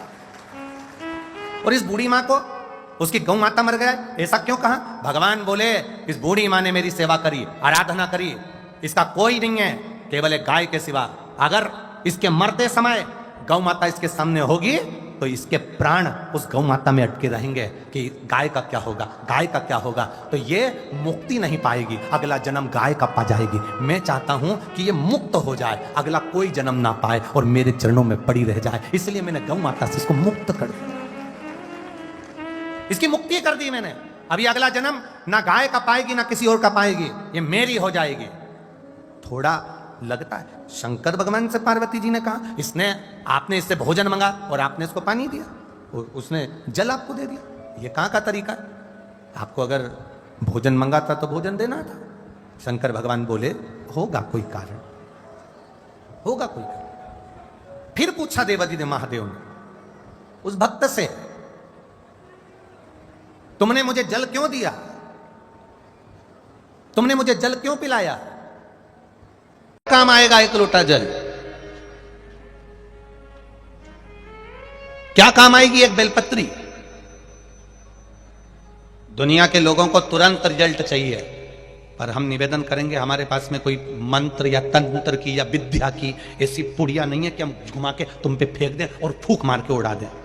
सियोर वाले महाराज को ना तंत्र आता है, ना मंत्र आता है, ना विद्या आती है, केवल उसको तो शिव की भक्ति है, शंकर का भजन है और शिव का स्मरण, उसके सिवा कुछ भी नहीं, कुछ भी नहीं। और जो तंत्र मंत्र और विद्या के चक्कर में रहते हैं, झाड़ा फूकू के चक्कर में रहते हैं, भभूत के चक्कर में रहते हैं, एक दिन वही भूत बन जाता है, उसका कोई मतलब नहीं होता, कोई सेंस नहीं है। आपको स्वयं मेहनत करना है। अब ये लड़का अगर सिर फट गया तो इसमें सियोर वाला महाराज वहां नहीं जाता, ना सियोर वाला महाराज वहां पहुंचकर कुछ करता, करना तुम्हें पड़ा, शिव मंदिर तुम्हें जाना पड़ा, विश्वास तुम्हें जगाना पड़ा, भरोसा तुमको रखना पड़ा, दृढ़ता तुम्हें रखी, तुम्हें याद आ गया। शिव पुराण में महाराज जी कहते 1 लोटा जल चढ़ा, समस्या निपटेगी, और वो जल चढ़ाने के लिए भाग पड़ी। उसका विश्वास भी तो जागा, उसकी दृढ़ता भी तो जागी। अब तुम्हें तो चाहिए कि महाराज कुछ ऐसा कर दें कि मेरे घर में करोड़ों का धन आ जाए, तो वो दूसरे महाराज होंगे जो करोड़ों का धन, तुम्हारा धन निचोड़ के और करोड़ों का धन भर दें, वो दूसरे हो सकते हैं। यहाँ तो केवल शिव की भक्ति है। भगवान के दरवाजे पर जाओ, कर्म के साथ भजन करो, मंत्र का जाप करो, श्री शिवाय नमस्तुभ्यम जपो, स्मरण करो। एक पत्र और देखिए,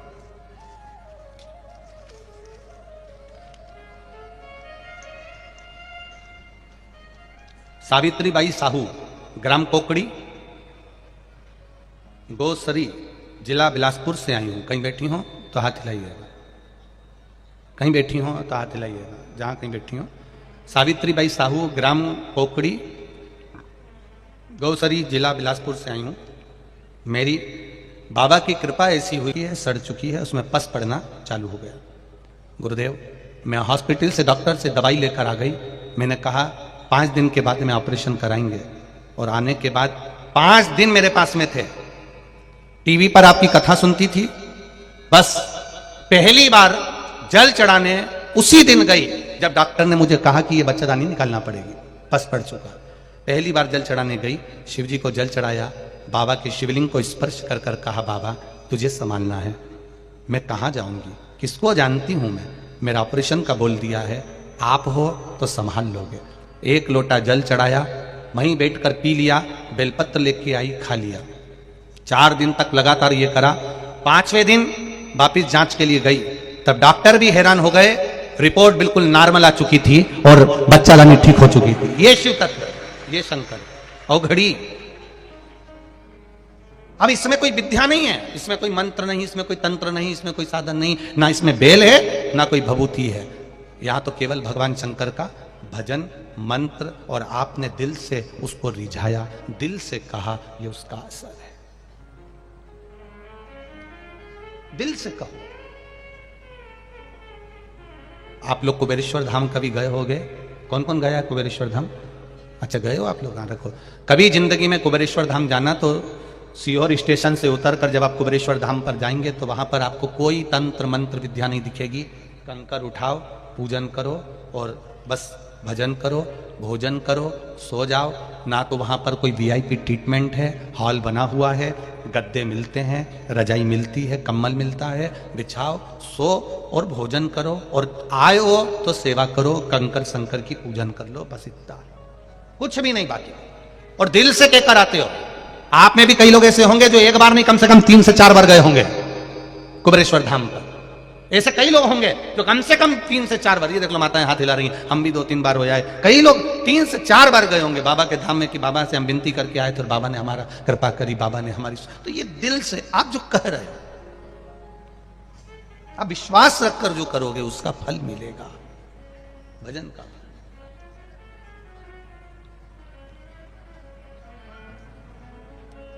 कोई ढोंग नहीं, कोई पंच नहीं, कोई अंधविश्वास नहीं, केवल शिव है। काकभूषणी जी शिव को मानते हैं, लोमश बाबा राम और कृष्ण शिव सबको मानते हैं, राम और शिव को मानते हैं। एक दिन काकभूषणी जी और लोमश बाबा, जो काकभूषणी जी के गुरु हैं,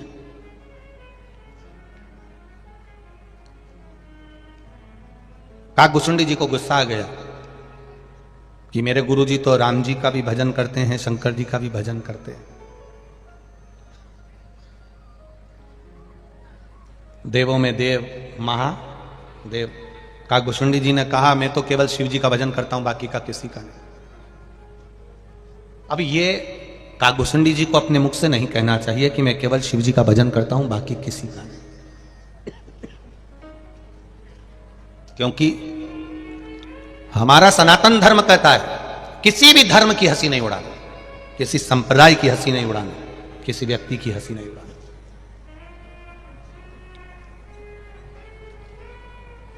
हम क्यों हंसी उड़ाएं किसी की?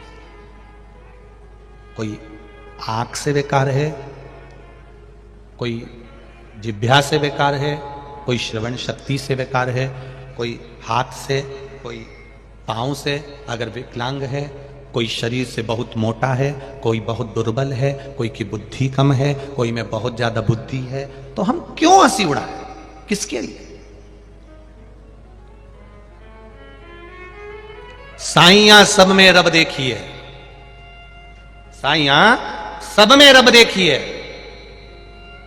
रूप एक है, रब अनंत है, अनेक, उसका स्वरूप अलग अलग है। वो रब, मेरा बाबा, मेरा भोलेनाथ, मेरा शंभू, मेरा त्रिकालदर्शी, मेरा कैलाशी, किस किस रूप में आता है इसका कोई भरोसा कहीं नहीं है।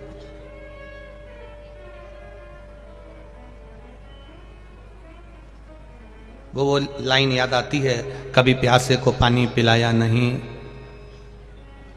आगे सुना ना जरा छत्तीसगढ़ वाली जीजियो, बोलो रे जीजा हूं, तुम्हें याद है? हाँ बोलिएगा। कभी प्यासे को पानी पिलाया नहीं, बाद अमृत पिलाने से क्या फायदा। सास जिंदा थी तब प्रणाम नहीं करा, सास जिंदा थी तब नमन नहीं करा, सास जिंदा थी तो चिल्ला के दौड़ती थी, और सास मर गई तो इतना पल्लू ले अब रो रही। अब वो मर गई और अब अर्थी पे पड़ी, तब सास के पास में खड़ी हो के रो रही। और फिर क्या कर रही, सब परिवार वालों ने बोला पांव पड़ ले पांव, अब पांव के पांव छोड़ नहीं रही पांव। फिर गांव के 2-4 लोग आए, उन्होंने उसको उठाया। क्या पता कौन से नाटक का सीरियल कर रही थी, भगवान जी। अब उठाया उधर लेके गए, फिर चिल्ला के मां, फिर पांव पकड़ लिया हमारी माता, हमारी सास। अब की बार जो जम के मारा, अर्थी पे सास उठ के बैठ गई, बेटा मैं जिंदा हो गई वापिस। अरे अब ये आंसू आंसू पोंछ के अंदर चली गई, तुरंत डोकरी फिर जिंदा। 6 महीने बाद डोकरी फिर मर गई, मां फिर मर गई, बूढ़ी माता फिर मर गई। अब की बार ये नी रोई, वहीं खड़ी एक जगह, सिर पे पल्लू मल्लू लेके दरवाजे पे खड़ी, एक जैसी बस रो नहीं रही। सारे रिश्तेदारों ने पूछा तू रो क्यों नहीं रही, बस परिक्रमा लगाई, पांव के पास नहीं जाऊंगी। एक बार पांव के पास गई थी, 6 महीना डोकरी फिर जिंदा हो गई थी। अब की बार पांव के पास गई और 2-4 साल के लिए जिंदा हो गई, तो मेरा पूरा प्लान फेल हो जाएगा, अब नहीं जाऊंगी। ये संसार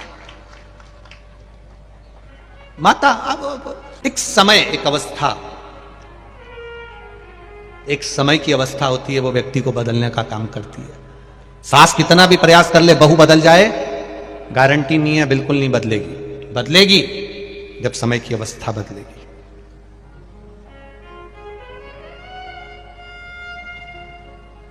आप उसको नहीं बदल सकते, पर समय की अवस्था बदलती। जब बच्चों को पढ़ाएगी, विद्वान बनाएगी, अपना त्याग करती चली जाएगी, खाने का, भोजन का, रहने का, सब त्याग धीरे धीरे करती चली जाएगी, तब वो बच्चों को पढ़ाती पढ़ाती फिर तुम्हारे जैसी हो जाएगी।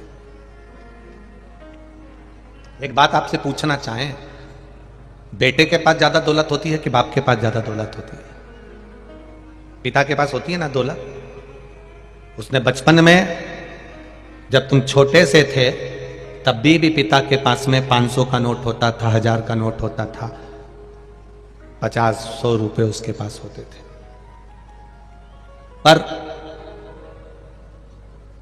अपने बेटे को, अपनी बेटी को पढ़ाने के चक्कर में, बढ़ाने के चक्कर में, उनके कपड़े अच्छे पहनाने के चक्कर में, उनको खाना अच्छा खिलाने के चक्कर में, पिता की जेब में 500 का नोट भी है और भूख भी लग रही है ना, दुकान पे बैठकर ठेला चलाते समय अगर उसको भूख भी लग रही है, वो नहीं खाता है, क्योंकि मेरे बच्चे को देना है,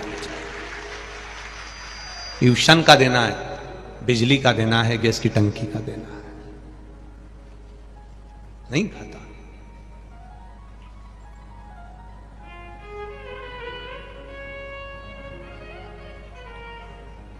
कितनी बड़ी बात आज आपको एक बताना चाहेंगे। ये छत्तीसगढ़ की भूमि पर कथा बाच रहे हैं, दिल की बात कहना चाहेंगे। हमारे पिता जब चने का ठेला लगाते थे तो उस ठेले को घर से धकाकर हमारे पिताजी का आंख का ऑपरेशन हुआ था। तो उस समय तो बहुत बड़ी बात हो जाती थी आंख का ऑपरेशन होना। आजकल तो आंख का ऑपरेशन के बाद लोग काम कर लेते हैं, पर उस समय तो दोनों आंख के ऑपरेशन होना, मोतियाबिंद के, और फिर वो धक्का कर ले जाएं। हम जब स्कूल पढ़ते थे तो पापा का, पिताजी का चने का ठेला लेकर जब पान चौराहे पर जाते थे, और पान चौराहे पर जब ठेला खड़ा करते थे तब भूख भी लगती थी पिता को। हम खुद देखते थे कि पिताजी को भूख लग रही है, तब चना भी उठाकर नहीं खाते थे। हम कई बार, हमारे बड़े भैया ने पूछा, पापा भूख लग रही है?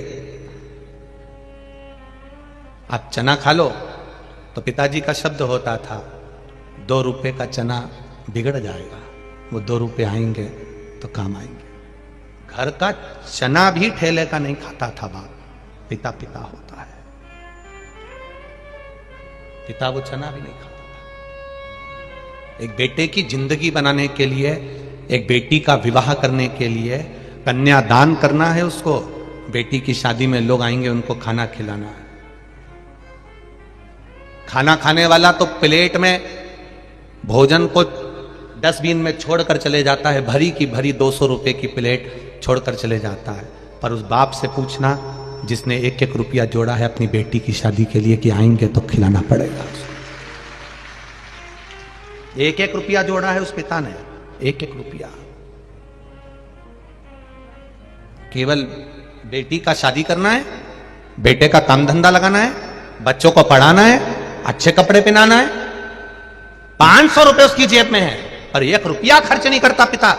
1 रुपया। क्या उसको पानी पतासा याद नहीं आता जो तुम ठेले पर खड़े होकर 50 रुपए का खाकर आ जाते हो? तुम्हारे पापा, तुम्हारे पिता को वो पानी पतासा अच्छा नहीं लगता? तुम्हारे पिता को क्या चाउमीन अच्छी नहीं लगती? तुम्हारे पिता को क्या वो बर्गर अच्छा नहीं लगता?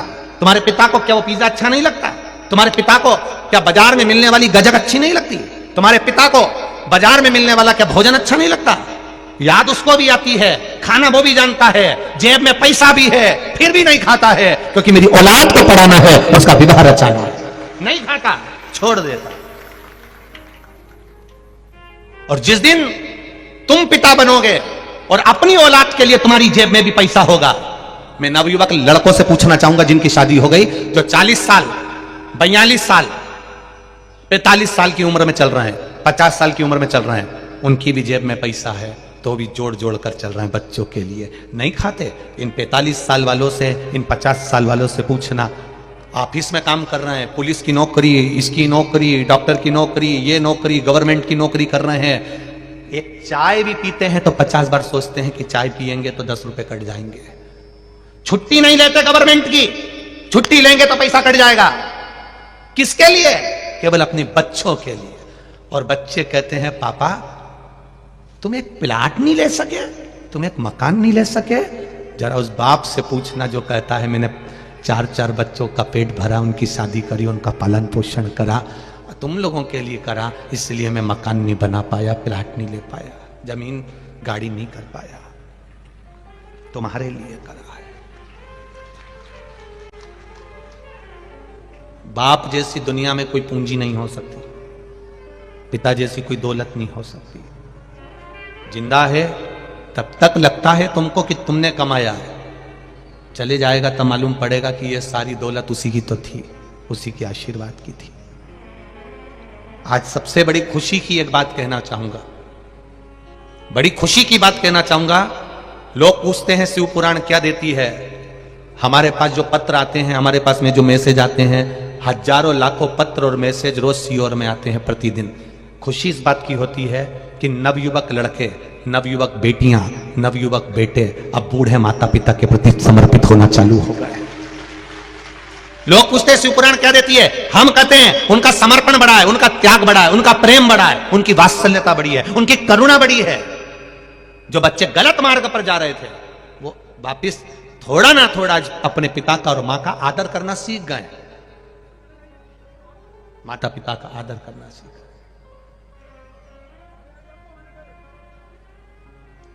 शिव जी ने सबसे पहला जनमानस को देने वाला गुण है, शिव जी ने देवताओं के लिए अमृत छोड़ दिया और खुद, बोलो जम के बोलो जरा, विष पी गए। पिता ऐसा ही होता है, अपने बच्चों के लिए जोड़ जोड़ जोड़ जोड़ सब दे देता है, खुद खून का घुट पी जाता है। ठीक है करूंगा बाद में, तुम लोग खा लो, मैं खा लूंगा बाद में, तुम लोग कर लो, कर लेंगे बाद में। ये पिता का गुण है, विष पीना वो जानता है। तो मंदिर में रहने वाले शिव और तुम्हारे घर में रहने वाले शिव, तुम्हारे पिता कोई दूसरे नहीं है, वो शंकर का ही एक अवतार है, शिव का एक तत्व है, शिव का एक स्वरूप, उसको पहचान। अपने तत्व को जानने का विचार करें। काकभूषुंडी जी ने गुरु का अपमान कर दिया, एक यज्ञ रखा काकभुसुंडी जी ने, और काकभुसुंडी जी ने एक यज्ञ रखा और उस यज्ञ में सबको बुलाया पर अपने गुरु जी को नहीं बुलाया, लोमश बाबा को नहीं बुलाया, क्योंकि वो राम जी की भी आराधना करते हैं, शिव जी की भी आराधना करते हैं। पर हमारा सनातन धर्म कहता है कोई किसी को भी माने। हमने आपसे भी कहा, आप राम जी को भजते हो राम को भजो, आप कृष्ण को भजते हो कृष्ण को भजो, शिव को भजते हो शिव को भजो, दत्त को भजते हो दत्त को भजो, तुम्हारी मर्जी पड़े जिसको भजो। पर कहीं अगर तुम्हें ज्ञान की कोई बात मिल रही हो, कोई सत मार्ग मिल रहा हो, तो वहां जरूर जाना। ऐसा नहीं कि मैं राम वाला हूं शिव के मंदिर नहीं जाऊंगा, मैं शिव वाला हूं राम के मंदिर नहीं जाऊंगा। दुनिया के लोग तोड़ेंगे तुमको, पर आप टूटना नहीं। गलत चीज कहीं मिले तो मत जाना, बिल्कुल मत जाओ, बिल्कुल मत जाइए। कुछ गलत मिल रहा है वहां नहीं जाना हमको, कुछ अच्छा मिल रहा है वहां जाना हमको।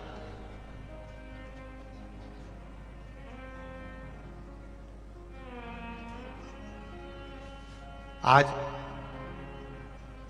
कोकड़ी में कम से कम 4.5 लाख लोगों से ज्यादा लोग इस कोकड़ी की कथा में आए हुए हैं। 4.5 लाख से ज्यादा लोग। टेंट बड़ा बड़ा के वो नागपुर का टेंट वाला साहू जी थक गया, इतना रोज टेंट लगाता है वो, कभी इधर बढ़ा देता, कभी इधर बढ़ा देता, कभी उधर बढ़ा देता। टेंट बढ़ते बढ़ते कई लोग पूछते हैं इतनी भीड़ इतनी भीड़ इतनी भीड़ काहे को आ रही है? पेट्रोल तुम्हारा, डीजल तुम्हारा, गाड़ी तुम्हारी, ड्राइवर तुम्हारा, समय तुम्हारा, घर छोड़ के 200-200, 500-500, 700-700, 800-800, 900 किलोमीटर दूर से आ रहे हो। कितनी दूर दूर से। एक तो पंजाब से आया है कोलकाता में,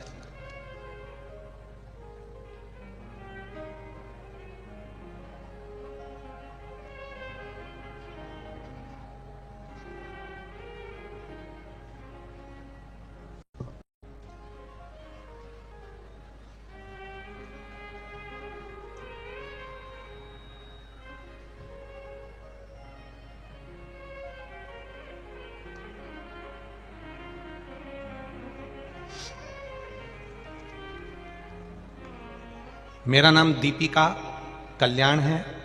मैं कुरुक्षेत्र हरियाणा से आई हूं। कुरुक्षेत्र हरियाणा। कहीं बैठी हो तो हाथ हिलाइएगा, कहीं बैठी हो तो अपने दोनों हाथ अवश्य हिलाइएगा। मेरा नाम दीपिका कल्याण है। मैं कुरुक्षेत्र हरियाणा से आए हैं। मेरे घर के लोग भी साथ में आए हुए हैं। कहीं बैठे हो तो हाथ हिलाइएगा।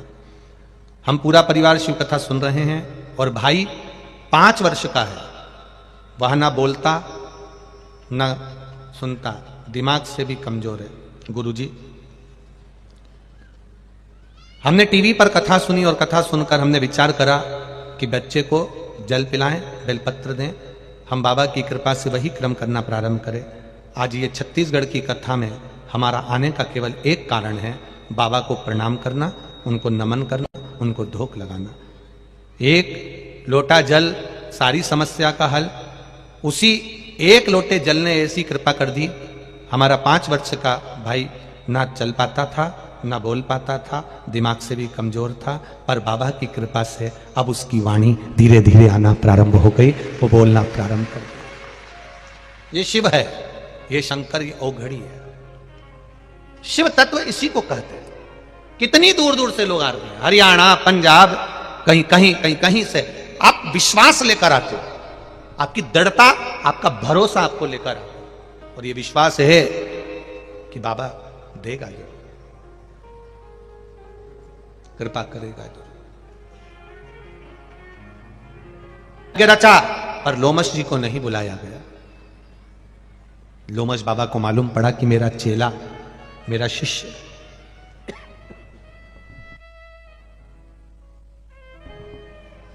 लोमश बाबा को मालूम पड़ा कि मेरा शिष्य यज्ञ कर रहा है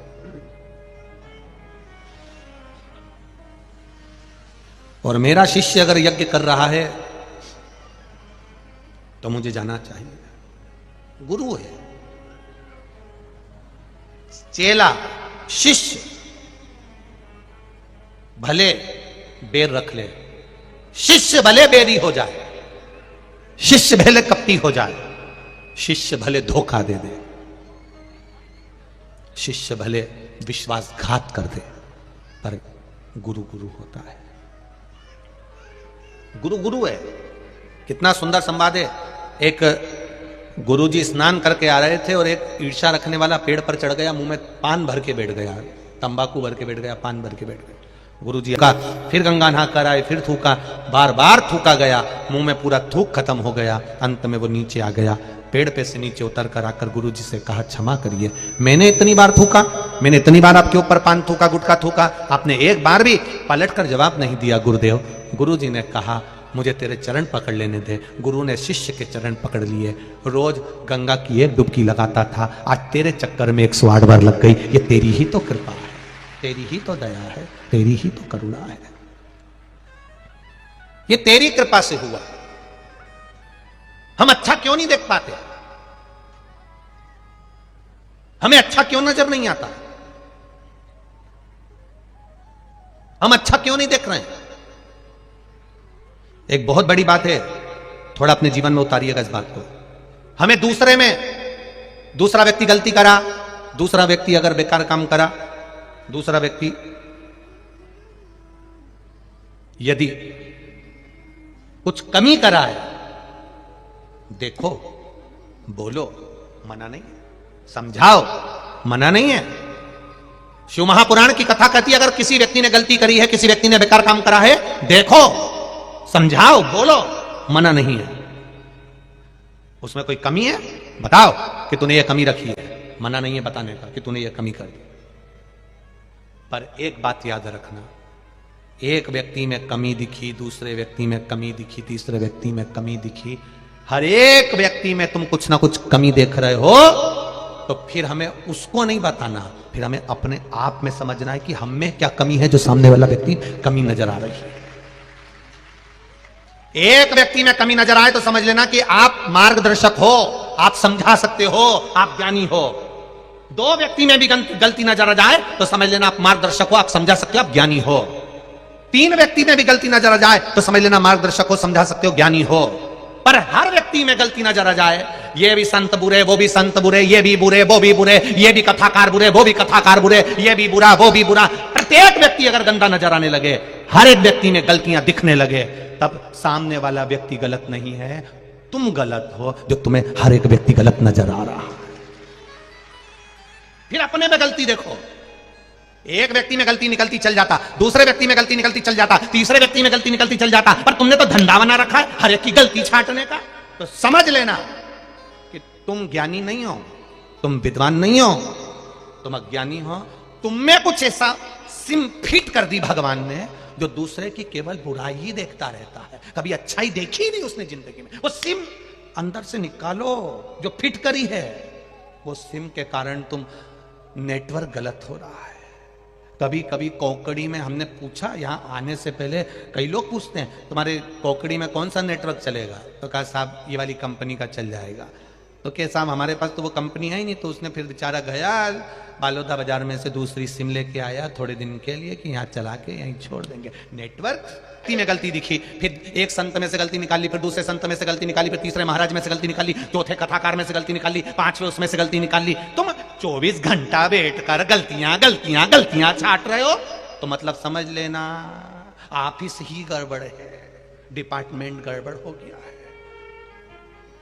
माता पिता ने कोई नमूना ही दूसरा पैदा कर दिया है, समझ लेना। ये अच्छा ही नहीं देख सकता, ये श्रेष्ठता नहीं दिख रहा। एक में गलती दिखे, दो में दिखे, तीन में दिखे, चार में दिखे, पांच में दिखे, चल जाएगा, ज्ञानी कहलाओगे, समझा दो।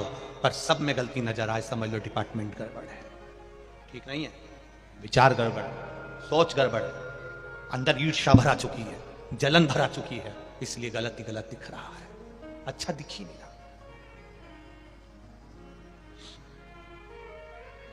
अपने आप को समझाने का प्रयास करिएगा। उत्तरकांड श्री रामचरितमानस का ये संवाद अपनी जिंदगी में उतारिएगा। काक भसुंडी जी लोमश बाबा को नहीं बुलाए, चेला गुरु को नहीं बुलाया। गुरु बुरा नहीं माने, चेला धोखा दे सकता है, चेला कपट कर सकता है, चेला विश्वासघात कर सकता है, शिष्य धोखा दे देगा, विश्वासघात कर देगा, शिष्य गाली दे देगा, शिष्य अपशब्द कह देगा, शिष्य गुरु की बहुत सी गलतियां गिना देगा, तो भी गुरु गुरु होता है। वो अपने चेले के लिए कभी बुरा नहीं चाहेगा, तो भी आशीर्वाद दे देगा, जा बढ़ लेना, जहां रहे तो खुश रहना, मस्त रहना, अपनी जिंदगी आनंद में जीना। वो गुरु होता है, वो गुरु।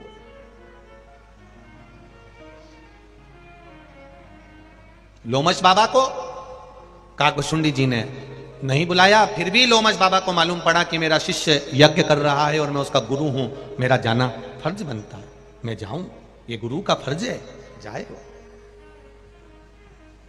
बहू गुस्से में आ जाती है तो सास से बात करना बंद कर देती है। बोलो री छत्तीसगढ़ की जीजी हो, सही है कि गलत है? बहू गुस्से में आती है, सास से बात करना बंद कर देती है। बेटा गुस्से में आता है, अपने पिता से माता से बात करना बंद कर देता है। पर इसमें कितने माता पिता ऐसे बैठे हैं, कितनी सास ऐसी बैठी है कि वो बहू गुस्से में आती हो, सास और बहू का झगड़ा हो जाता है, बहू सास से उपट कर बात नहीं करती, पर केवल एक घर की मां ऐसी होती है तो भी वो उपट कर बात कर ही लेती है, क्योंकि वो भुलाना चाहती है हर एक दुख, तो भी कह देती कोई बात नहीं, जान। कई बार तो देवरानी जेठानी आपस में कह देती है, जब इतना झगड़ा करके गई तो तुम काय को बोल रही हो, चाय दे, क्या दिया, बेचारी को चाय दिया, वो नहीं पी के गई है, जा दिया। अभी तो लड़के गई तुमसे, फिर काय को चाय दे रहे हो, बस तू तो चली जा, दिया उसको चाय, जा उसको चाय दे, जा देखा रहा उसको। अरे उसने झगड़ा करा है, करने दे। गुरु की करनी गुरु भरेगा, चेला की करनी चेला, और उड़ जाएगा हंस अकेला। जिसके कर्म का दंड जो भोगेगा, अपन क्यों पूरे बने के कर, उसने ऐसा कर दिया, उसने वैसा कर दिया, उसने, ना ना ना। लोमश बाबा ने बुरा नहीं माना, लोमश ऋषि तो तुरंत गए, काकभुशुंडी जी के यज्ञ में गए। काकभुशुंडी जी यज्ञ में पूजन करा रहे थे, ब्राह्मण देवता उनके पास में बैठे हुए थे, ये आहुतियां डाल रहे थे, आहुतियां डाल। कोई यज्ञ के अंदर कोई विद्वान पधारे, यज्ञ के अंदर कोई विद्वान पधारे, यज्ञ करने वाला, यज्ञ करवाने वाला, दोनों को इस बात का विचार रखना चाहिए कि कोई विद्वान अगर यज्ञ के अंदर आया है तो पहले खड़े होकर उसका आदर होना चाहिए, सम्मान होना चाहिए। पर यज्ञ कराने वाला और करने वाला दोनों को यह चीज का स्मरण होना चाहिए कि कोई विद्वान हमारे यज्ञ में आया है, कोई गुरु, कोई सतमार्गी, भले गांव का कोई बड़ा बुजुर्ग, विद्वान बुजुर्ग, कोई गांव का, एक छोटे से गांव में भी कोई विद्वान पंडित होता है, वो भी अगर हमारे यहां यज्ञ में आकर खड़ा हो जाए तो भी यज्ञ कराने वाला कितना भी विद्वान हो, गांव का पंडित, गांव का बुजुर्ग पंडित, माना उसको तुम्हारी शहर जैसी बहुत सारी विद्या नहीं आती है, तुम शहर में पढ़ लिख के बहुत बड़े विद्वान बन गए, गांव में यज्ञ करने गए हो, पर गांव का कोई साधारण, गांव का कोई सिंपल सा, एकदम साधारण सा बुजुर्ग पंडित, भले उसने गांव में रहकर पंडिताई तो करी है, वो बुजुर्ग पंडित ने पूरी जिंदगी इन गांव के लोगों में लगा दी, उसका आदर होना चाहिए, उसका सम्मान होना चाहिए। अब नवयुवक लड़के आजकल के जमाने के सोचते हैं हम तो इतने विद्वान हैं, हमने तो वहां पढ़ाई करी, हमने तो वहां पढ़ाई करी, ये गांव का पंडित किस काम का। ना ना ना, तुम आज पढ़कर आए हो, उस गांव के बुजुर्ग पंडित जिंदगी है इस गांव को केवल संभालने में। दुनिया के लोगों को लगता है जब वो प्रयागराज जाते हैं, हरिद्वार जाते हैं, गया जी जाते हैं तो वहां पंडा हुन नहीं मिलते, मथुरा वृंदावन जाओ तो पंडा हुन मिलते हैं, तो इन लोगों को बड़ी, लोगों को हंसी उड़ाते हैं लोग, पंडा जी आ गए, पोथी पाना लिया है, लिखेंगे, अब आपसे पैसा लेंगे। ना ना ना, आपको खुश होना चाहिए कि आपके पूर्वजों का नाम आज तक वो पंडाओं ने जीवित रखा है, घाट पर बैठकर नाम लिखते हैं और उन्होंने जीवित रखा आपके पूर्वजों का नाम, आपको प्रसन्नता होना चाहिए। अगर ये बुजुर्ग नहीं होते तो तुम्हारे पिता और दादा के नाम को लोग भूल गए होते, उसमें दुख नहीं, उसमें प्रसन्नता होना चाहिए, ये प्रसन्नता का भाव। गुरु के दरवाजे पर जाओ तो कभी अहंकार रखकर मत जाओ, माता पिता के पास जाओ तो कभी अहंकार रखकर मत जाओ, कभी अभिमान रखकर मत जाओ, अभिमान से परे, अभिमत्ता से परे, अहम से परे जाओ। जब शिव कथा करे, भगवान शंकर का चरित्र कर रहा है। लोमश बाबा चले गए काग भस्सुंडी जी के यहां, यज्ञ कराने वाले यज्ञ करा रहे थे, यज्ञ करने वाला था। लोमश जी को देखकर नहीं उठे, लोमश जी तो भी कुछ नहीं बोले, क्योंकि गुरु है वो। गुरु को जानना बड़ा कठिन है, बहुत कठिन। आज के जमाने में तो गुरु की पहचान भी नहीं होती। लोगों को लगता है बहुत सारा ज्ञान दे दिया तो गुरु जी हो गए। ना ना ना ना, लोगों को प्रवचन देना अलग बात है, लोगों को ज्ञान देना अलग बात है, लोगों को कहना अलग बात है, पर जितना कहा उतना खुद पर अमल करना अलग बात है।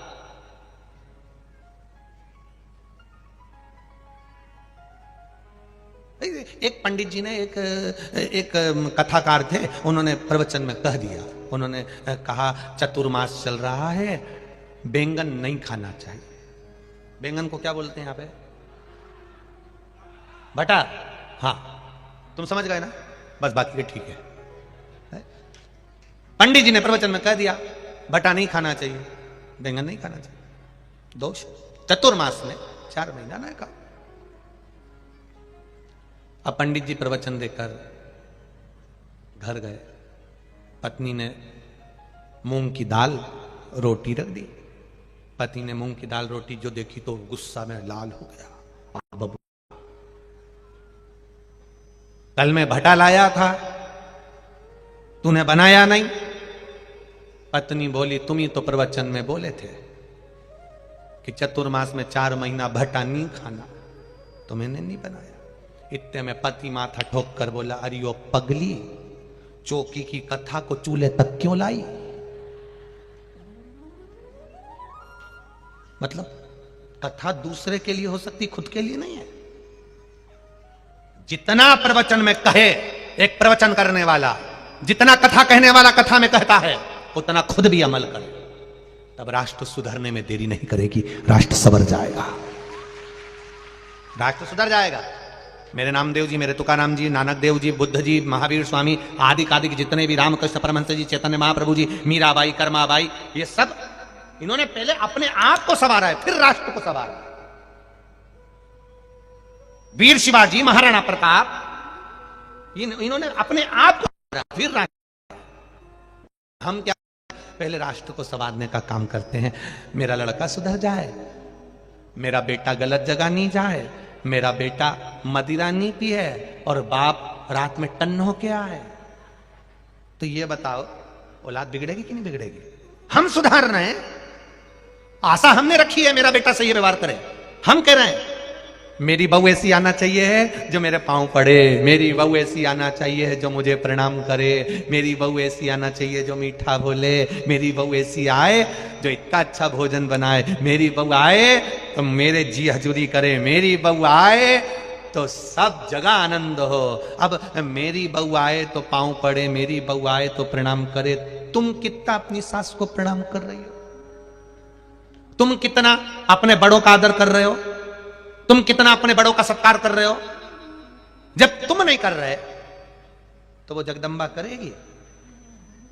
अरे जाने दो, तुम्हें चंद्र घंटा बना के रख देगी, कुछ नहीं करने वाले। तुम करोगे तो होगा। हम सुधरेंगे, बोलो बोलो जम के बोलो, युग सुधरेगा। हम बदलेंगे, युग बदलेगा। कब बदलेगा? जब हम बदलेंगे। कब बदलोगे? नियम बनाओ कि हमें आज से बदलना, अभी से बदलना। और जब हम अभी से बदलेंगे, आज से बदलेंगे, तब युग बदलेगा। नहीं तो कहते कहते जिंदगी निकल जाएगी।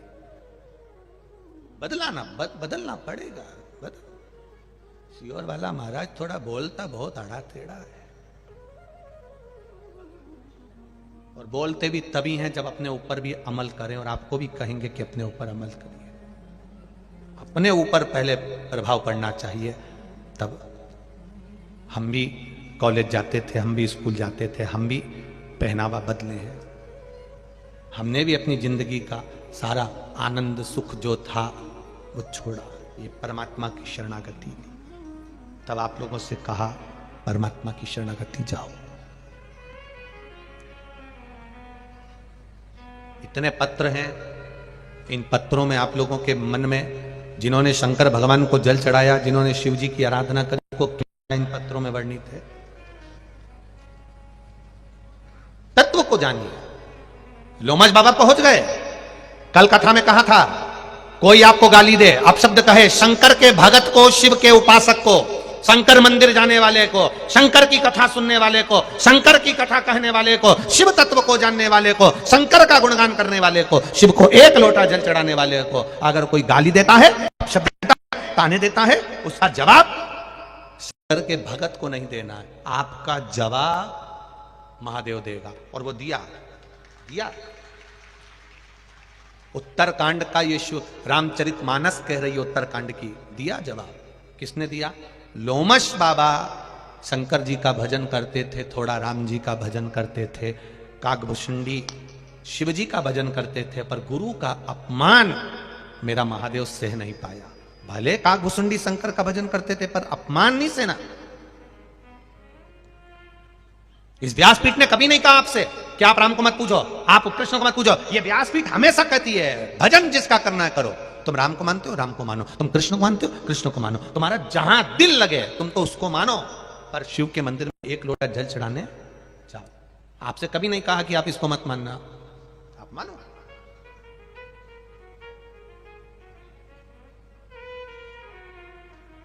श्री शिवाय नमः। अब आई बारी, कल की कथा आज आई है, तुम्हें जवाब नहीं देना है।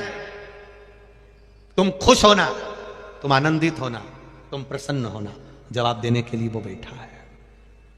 एक कथा याद आती है, एक पति पत्नी मॉडर्न खूब डेंटिंग पेंटिंग करे हुए, लाइन खींची, डब्बा भरे हुए, इधर से नीली, इधर से थोड़ी सी ब्राउन ब्राउन। हमारे तो बाल भी नहीं है, नहीं तो लटका के बता देते हैं। ऐसी नीचे से, फिर इधर से, फिर तलम्बा सुरमा, और गले में एक नेकलेस, वो भी गला दबता हुआ। ऐसा लग रहा जैसे सुसाइड करने जा रही आराम से, ऐसी भयंकर। चलिए, पति के साथ में पर्स हिलाती हिलाती जा रही थी। पीछे की आवाज, या लेडी ध्यान रखिए, पर्स हिलाती हिलाती जा रही थी। और जब पर्स हिलाती हिलाती जा रही है, पर्स हिलाती हिलाती जा रही, तो वहां से एक संत आ रहे थे। संत तो संत होता है, साधु तो साधु होता है। संत संत है, साधु साधु है। संत आ रहे थे, ये दोनों पति पत्नी जा रहे थे। संत ने एक खड्डे में पानी भरा था और संत उस खड्डे में कूद गए। कूदे तो कीचड़ पत्नी के ऊपर चले गया। पत्नी पर गया तो पति को गुस्सा आ गया, उसने संत की गिरबान पकड़ ली और संत की गिरबान पकड़ के दो धड़के दिया। बुढ़े, अकल नहीं तुझमें? मूर्ख, तुझमें अकल नहीं है? तेरी अकल मारी गई क्या? तेरी बुद्धि मारी गई क्या? और हाथ मोड़ दिया। संत कह रहे, भैया मैंने क्या करा वो तो बताओ। मेरी पत्नी पर छिटा गया, कीचड़ चले गया, गवार हो तुम, अकल नहीं तुम में? संत करते, कार्य करते करते दूसरे आपको खुशी देंगे या दूसरे आपको दुख देंगे, उससे हमको मतलब नहीं रखना। हमारी खुशी, हमारा खुश रहने का आनंद हमारे खुद के पास होना चाहिए, स्वयं के पास होना चाहिए।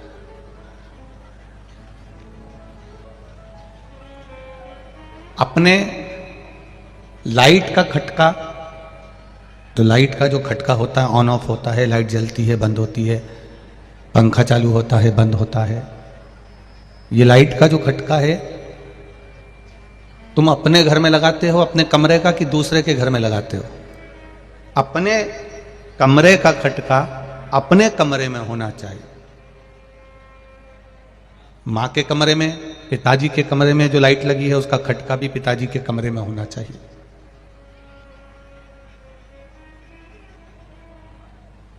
अपने कमरे का खटका, स्विच खटका अपने कमरे में हो, भाई के कमरे का खटका स्विच भाई के कमरे में हो, क्योंकि अगर हमने अपना स्विच अपना खटका पिताजी के कमरे में लगा दिया या पिताजी के कमरे का खटका अपने कमरे में लगा लिया तो उसका कोई लाभ नहीं होगा। जब उनको चालू करना है तब वो चालू कर लें, जब उनको बंद करना है वो बंद कर लें। दूसरे पर आश्रित नहीं होना कि वो लाइट चालू करेंगे या वो लाइट बंद करेंगे या वो पंखा चालू करेंगे या वो पंखा बंद करेंगे, ऐसी आश्रितता हमको नहीं चाहिए।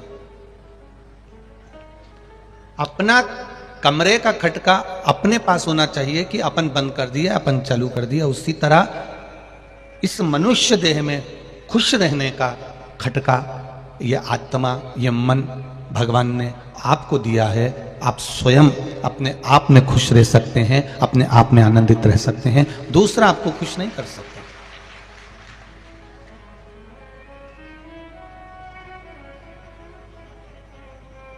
अपने आप में अपने को आनंद में रहना पड़ेगा, अपने आप में अपन को खुश रहना पड़ेगा। पीछे का साउंड चेक करो, पीछे का साउंड बढ़ा दो, सबसे पीछे का साउंड बढ़ाइए। अपने आनंद में अपने को रहना है। और जब हम अपनी खुशी के साथ अपनी जिंदगी जीते हैं, अपने आनंद के साथ अपनी जिंदगी जीते हैं, तो उसका एक सुख ही दूसरा है, उसका एक आनंद ही दूसरा है। एक बात अपनी जिंदगी में उतार कर रखिएगा। इस आशुतोष शिव महापुराण की कथा में से अपन कथा सुन रहे हैं, तो अपनी जिंदगी में एक बात को उतार लो। कमरे में बैठकर कितना भी रो लेना, दुख तुम पर है, तकलीफ तुम पर है, कष्ट तुम पर है, दुख तुम पर है, कर्जा तुम पर है। अगर कर्जा भी हो गया है, दुख भी आ गया है, कष्ट भी आ गया है, तकलीफें भी आ गई है, तो तुम पर आई है।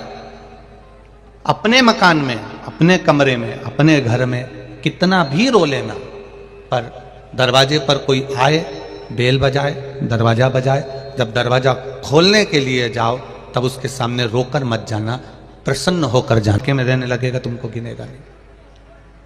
अपने दुख पड़ोसी कभी नहीं काटेगा। अपनी तकलीफ को अपने पड़ोसी या रिश्तेदार, नातेदार या कुटुंब वाले नहीं काटेंगे। आपके जीवन में अगर दुख है, आपके जीवन में तकलीफ है, तो वो कोई दूसरा काटने वाला नहीं होगा। किसी की सामर्थ्यता नहीं है कि कोई आपके दुख को काट दे।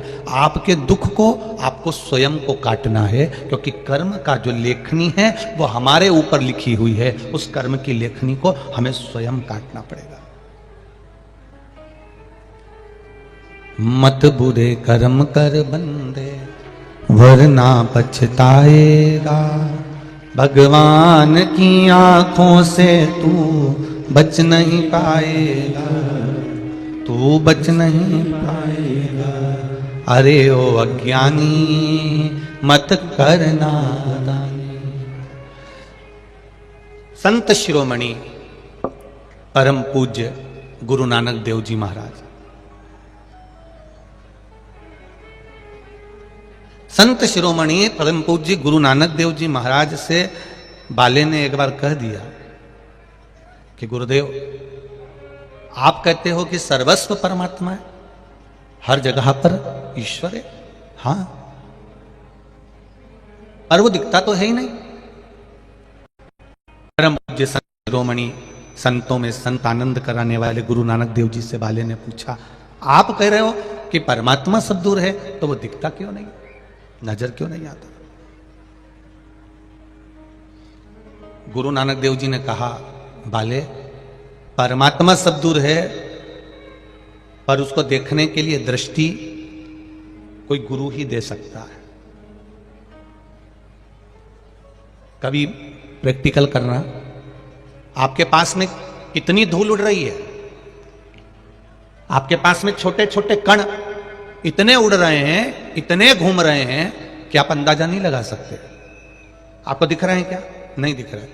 आपके पास में कोई कांच हो, उस कांच को धूप में से अपने पास में से कहीं रोशनी करना, और उस धूप की रोशनी के बीच में जो कांच और धूप के बीच में जो जगह मिले, उसमें देखना आपको वो छोटे छोटे कण उड़ते हुए नजर आएंगे। आते कि नहीं आते?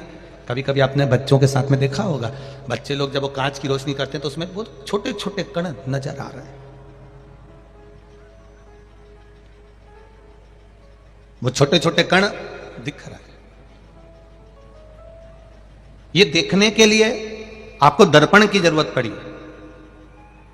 परमात्मा को देखने के लिए परमात्मा सर्वस्व विराजमान है, हर जगह जगह बैठा हुआ है, हर चप्पे चप्पे में है, हर पशु पक्षी जीव में परमात्मा बसा हुआ है। इसको देखने के लिए आपको गुरु जो नेत्र देगा, जो दर्पण देगा, उस नेत्र की जरूरत पड़ती है। और वो नेत्र बाले को संत शिरोमणि श्री गुरु नानक देव जी ने दिया। बाले को अभी भी विश्वास नहीं हुआ तो गुरु नानक देव जी ने कहा ये कबूतर ले जा, इस कबूतर को लेके जा, कहीं ऐसी जगह पर इसको समाप्त करना जहां कोई इसको ना देखे। बाले कबूतर लेकर गया, जंगल में पहुंचा, वहां पर उस कबूतर को मारने वाला था, इतने में उसको लगा कि वृक्ष देख रहे होंगे, कोई देख रहा है, तो वहां से आगे गया तो कहा पक्षी देख रहे होंगे, और आगे गया तो सोचा आसमान देख रहा है, और आगे गया तो कहा जल देख रहा है। बाले उस कबूतर को वापस लेकर आ गया। गुरु नानक देव जी से कहा गुरुवर आप सत्य कहते हो, कण कण में परमात्मा समाया हुआ है, वो सर्वस्व है, क्योंकि दृष्टि से वो नजर आ गया। उस बाले की दृष्टि में गुरु की दृष्टि समा गई थी, गुरु नानक देव जी की दृष्टि समा गई थी, तो उसको सब में एक नजर आ रहा था, सब में परमात्मा नजर आ रहा था, सब में ईश्वर नजर आ रहा था। अकेले रोलोगे ना चल जाएगा, कर्जा हो गया, तकलीफ आ गई, कष्ट आ गया, बीमारी आ गई, रोग आ गया, कोई दुख आ गया, आप खुद उसको भोगोगे और खुद उस दुख को समाप्त कर सकते हो। किसी दूसरे की सामर्थ्यता नहीं है कि वो तुम्हारे दुख को समाप्त कर दे। कोई दूसरा तुम्हारे दुख को समाप्त नहीं करेगा। हम कह दें कि कोई आपसे कह दे कि सियोर वाला महाराज दुख को समाप्त कर देगा, तो मत मानना। दुनिया में कोई ऐसा महाराज नहीं जो तुम्हारे दुख को समाप्त कर दे। अगर कोई ढोंग करे, प्रपंच करे, छल करे तो वो उनका वो जाने, पर किसी की सामर्थ्यता नहीं है कि कोई तुम्हारे दुख को समाप्त कर दे।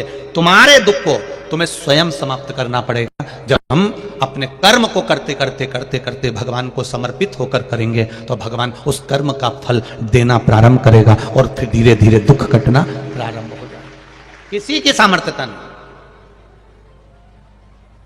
और ये ढोंग प्रपंच में फंसना भी मती, अंधविश्वास में जाना भी मती। किसी ढोंग प्रपंच और अंधविश्वास की ओर मत जाना। कोई कह दे तुमसे कि मैं तुम्हारा दुख काट दूंगा, कोई कह दे मैं तुम्हारी तकलीफ काट दूंगा, कोई कह दे मैं तुम्हारे लिए ऐसा कर दूंगा। और कहीं का ऐसा संत मिल जाए या कहीं का ऐसा बाबा जोगी मिल जाए या कहीं का ऐसा व्यक्ति मिल जाए जो तुम्हें गड़ा हुआ हंडा निकाल के दे दे, धन निकाल के दे दे, और उसकी चक्कर में मत आ जाना, नहीं तो तुम्हारा रखा रखाया धन भी उसके चक्कर में पूरा समाप्त हो जाएगा। कर्म प्रथम है। गुरु नानक देव जी ने भी कर्म की प्रधानता बताई, भगवान कृष्ण ने कर्म की प्रधानता बताई, महावीर स्वामी ने कर्म की प्रधानता बताई, गौतम बुद्ध ने कर्म की प्रधानता बताई, हमारे राम जी ने कर्म की प्रधानता बताई। यहां तक मेरे शंकर भगवान भी नित्य प्रति कहते हैं कर्म करोगे तो फल मिलेगा जरूर। आप कर्म करिए, उस कर्म से पीछे मत हटो। जब कर्म की ओर अग्रण्य बढ़ते चले जाओगे तो सुख मिल जाएगा। कोई तुमसे कह दे कि तुम यहां बैठ जाओ, मैं तुम्हारे लिए ये कर दूंगा, तुम्हारे लिए वो कर दूंगा, नहीं नहीं। श्रीमद् भागवत कथा को अच्छे से सुनो, श्रीमद् भागवत कथा को अच्छे से सुनिए। उस भागवत कथा में क्या लिखा है? राजा परीक्षित को श्राप लग गया 7 दिन मरने का। 7वें दिन राजा परीक्षित को मरना है, और राजा परीक्षित 7वें दिन मरने वाले थे। और चलते चलते चलते चलते उनको 350 ऋषि मिले। कोई ने कहा हम ये करवाएंगे, कोई ने कहा हम ये करवाएंगे, कोई ने कहा हम ये करवाएंगे, हम तुझे बचा लेंगे, हम ये कर देंगे, हम वो कर देंगे। पर राजा परीक्षित किसी के चक्कर में नहीं आया। तब आखिरी में 350 ऋषि के बाद में 351वें नंबर के ऋषि मिले, श्री सुखदेव जी महाराज। उनने ये नहीं कहा कि राजन मैं तुझे बचा लूंगा, उन्होंने ये नहीं कहा कि तू बच जाएगा, तुझे श्राप लगा है, तू मरेगा, 7वें दिन ही मरेगा, ये पक्का है। पर इतना जरूर कह सकता हूं कि तू अगर 7 दिन बैठकर मेरे पास सत्संग कर लेगा, कथा सुन लेगा, भजन कर लेगा, तो 7 दिन तू भगवान की भक्ति में डूब जाएगा। तो ये पक्का है कि तुझे सांप भी डसेगा तो दर्द नहीं होएगा, भय नहीं होगा, तकलीफ नहीं होगी, कष्ट नहीं। सुखदेव जी ने यह नहीं कहा कि मैं 7 दिन में तुझे बचा लूंगा। 350 जितने मिले थे उन्होंने कहा था मैं तुझसे ये यज्ञ कराऊं, मैं तुझसे अनुष्ठान करवाऊं, मैं तुझसे ये करवाऊं, मैं तुझसे वो करवाऊं, मैं तुझसे ये करवाऊं, तुझे बचा लूंगा।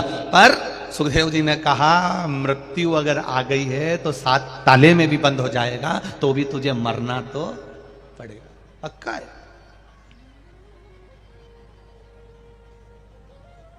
अगर यमराज के यहां रिश्वत चलती होती ना तो जितने गरीब हैं, अगर यमराज के यहां रिश्वत चलती होती तो जितने गरीब हैं ना सबसे पहले इन्हीं के प्राण जाते हैं।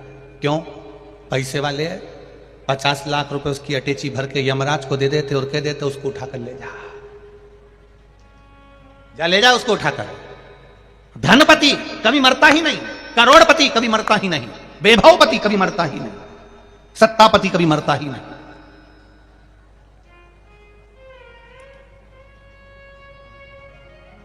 उसने वैभव भी दिया, सत्ता भी दी, धन भी दिया, जन्म भी दिया, तो उसने मृत्यु भी दी है। मौत से पीछे नहीं हटा। भारत के कितने बड़े बड़े संत हुए, कितने बड़े बड़े साधु हुए, कितने बड़े बड़े तपस्वी हुए, और भारत में कितने बड़े बड़े वीर हुए, भारत में कितने बड़े बड़े योद्धा हुए, क्या वो नहीं मरे? मृत्यु तो आई। धन इकट्ठा कर लेते और कह देते यमराज तू लेकर चले जा, मैं नहीं मर रहा।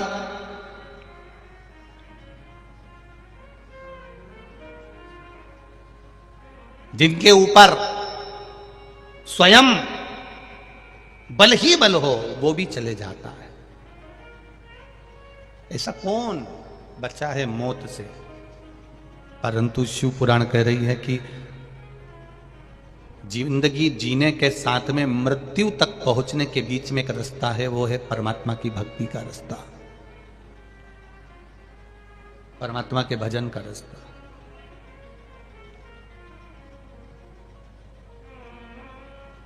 एक पैसे वाला व्यक्ति मरता है, कोई करोड़पति व्यक्ति मरता है, कोई धनपति व्यक्ति मरता है, तो मरने के बाद उसका स्टेचू, उसका पुतला कभी चौराहे पर नहीं लगता। बोलो रे जम के लगा। कोई करोड़पति मर गया, धनपति मर गया, कोई वैभवपति मर गया, खूब पैसा उसने कमाया और उसका पुतला, हाँ कोई लालच में लगा दे चौराहे पे तो बात दूसरी है। धनपति का पुतला कभी चौराहे पर नहीं लगता।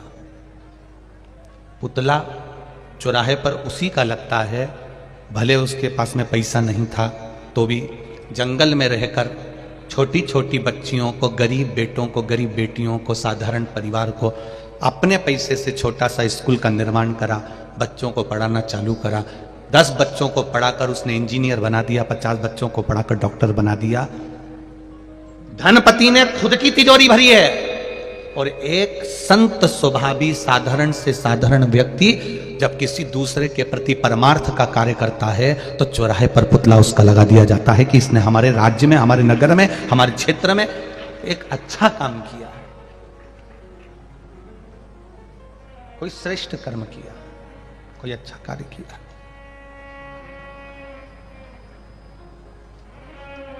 धन की कोई मूलता नहीं। हां, जरूरत पड़ सकती है,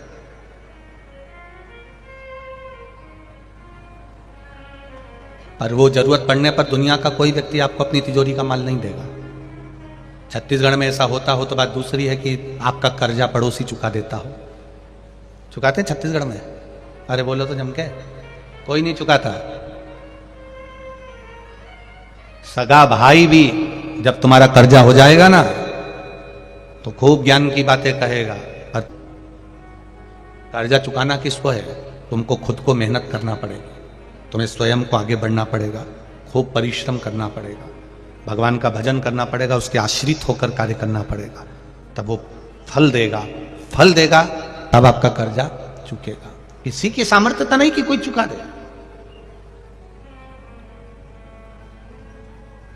स्वयं को करना है, कोई दूसरे को नहीं।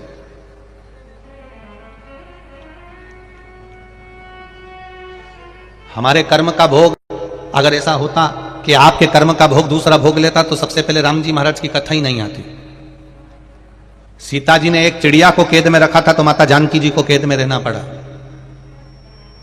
चिड़िया गर्भ से थी तो उसको पति से अलग रहना पड़ा था, तो जानकी जी को भी गर्भ धारण कर कर पति से अलग रहना पड़ा था। बाली ने छुपकर, भगवान राम ने छुपकर बाली को मारा था। कृष्ण अवतार में वो बाली जरा नाम का व्याघ्र बनकर भगवान कृष्ण को मार देता है। ये कर्म का खेल है जो आपको खेलना है। अगर आज आपको बहुत अच्छा भोजन मिल रहा है, घर में सोने के लिए डनलप का गद्दा मिल रहा है, कमरा मिल रहा है, मकान मिल रहा है, सुख मिल रहा है, कुछ अच्छा प्राप्त हो रहा है, तो ये आपके कर्म के अनुसार प्राप्त हो रहा है। आपने जो भजन किया, आपने जो शिव मंदिर में एक लोटा जल चढ़ाया, कई लोग कहते हैं शिव मंदिर में एक लोटा जल चढ़ाने से क्या होता है। हम कहते हैं ये जैसे शंकर भगवान पर एक लोटा जल चढ़ता है, शिव जी के ऊपर लगा हुआ चंदन धुल जाता है, शिव जी पे चढ़ा हुआ चावल धुल जाता है, शिव जी पे चढ़ी हुई बेलपत्र धुल जाती है, शिव जी पर लगा हुआ दही धुल जाता है, शिव जी पे लगा हुआ घी धुल जाता है। एक लोटा जल जब आप शंकर जी पे चढ़ाते हो तो चंदन जल से धुल जाता है। उसी तरह हम तो शिव जी पे जल चढ़ाते हैं तो उनका चंदन धुलता है, शंकर जी को जल चढ़ाते हैं तो हमारी कर्म में जो दुख की लाइन है वो भी धुल जाती है। शिव को मात्र जल चढ़ा देना,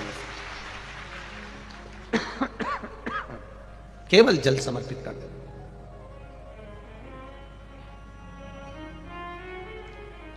जाओ परमात्मा के द्वार पर जाओ। हम कभी नहीं कहेंगे कि तुम अपनी दुकान छोड़ दो, खूब कमाना, जितनी शरीर की कैपेसिटी है ना उतना कमाना। प्रतिदिन मोबाइल खोलोगे ना, आय बढ़ाने का साधन मोबाइल पर बता दिया जाता है। बोलो सही है कि गलत है? ना उस वक्त लड़के लड़कियां जानते हैं, बेटे जानते हैं।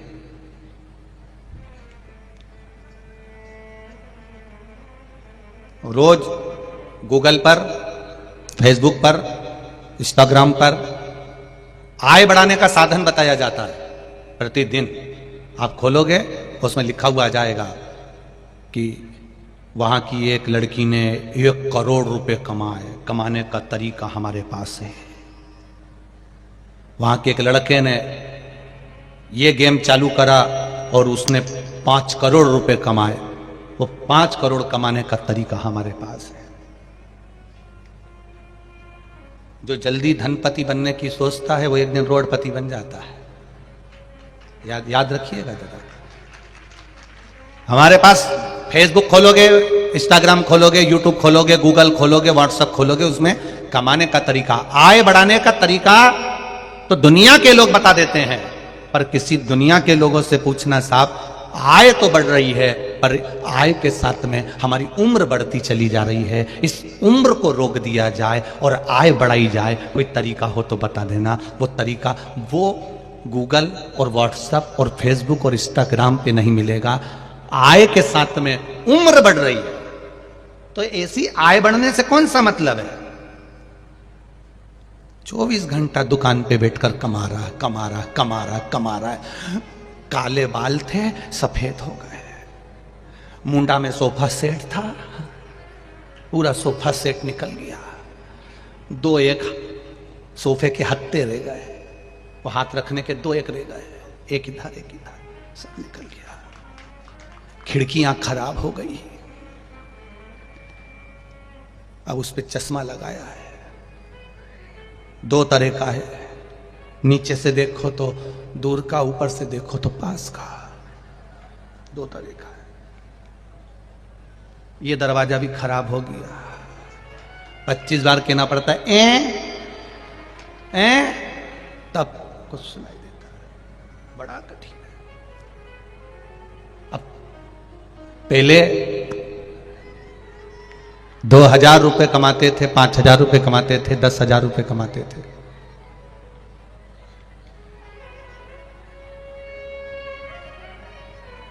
पीछे की एलईडी बंद हो गई शायद, एलईडी यहां देखिए, एलईडी चालू करें सब दूर। पहले 5,000 रुपए महीना कमाते थे, 10,000 रुपए महीना कमाते थे, 15,000 रुपए महीना कमाते थे।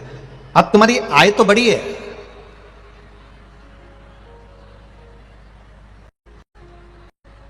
अब तुम्हारी आय बढ़ी है। ऐसा नहीं कि आय नहीं बढ़ी है, आय तो बढ़ी। पीछे के बक्से चालू कर, एलईडी बंद है, एलईडियां चालू करिए। तो ऐसा नहीं कि आय नहीं बढ़ी है, आय तो बढ़ी, पर आय के साथ में तुम्हारी उम्र जो है, अवस्था घटती बढ़ती जा रही। पर बहू का जो शरीर है उसके हिसाब से वो अच्छा कर लेती है। ये समझो ना कि जिसकी जिसके शरीर की जितनी कैपेसिटी काम की, तेरी उम्र में जब वो आएगी तो पक्का है तेरे से ज्यादा काम करेगी। पर हम सोच रहे हैं कि अभी वो इतना काम करे। अब वो अभी तो शादी करके आई है, ब्याह करके आई है, 2 साल में, 4 साल में, 3 साल में तुम सोचती हो कि तुम्हारे जैसी हो जाए, तुम्हारे जैसा काम करने लगे। तो कमला, इस अंदाजे में मत रहना। फिर तेरा नाम कमला, उसका नाम लीला, फिर वो लीला दिखाना चालू कर देगी। क्या मतलब? हमको लग रहा है कि हमारे जैसा काम करे, नहीं हो सकता, कभी नहीं होगा। वो तो ना भविष्य थे। हाँ,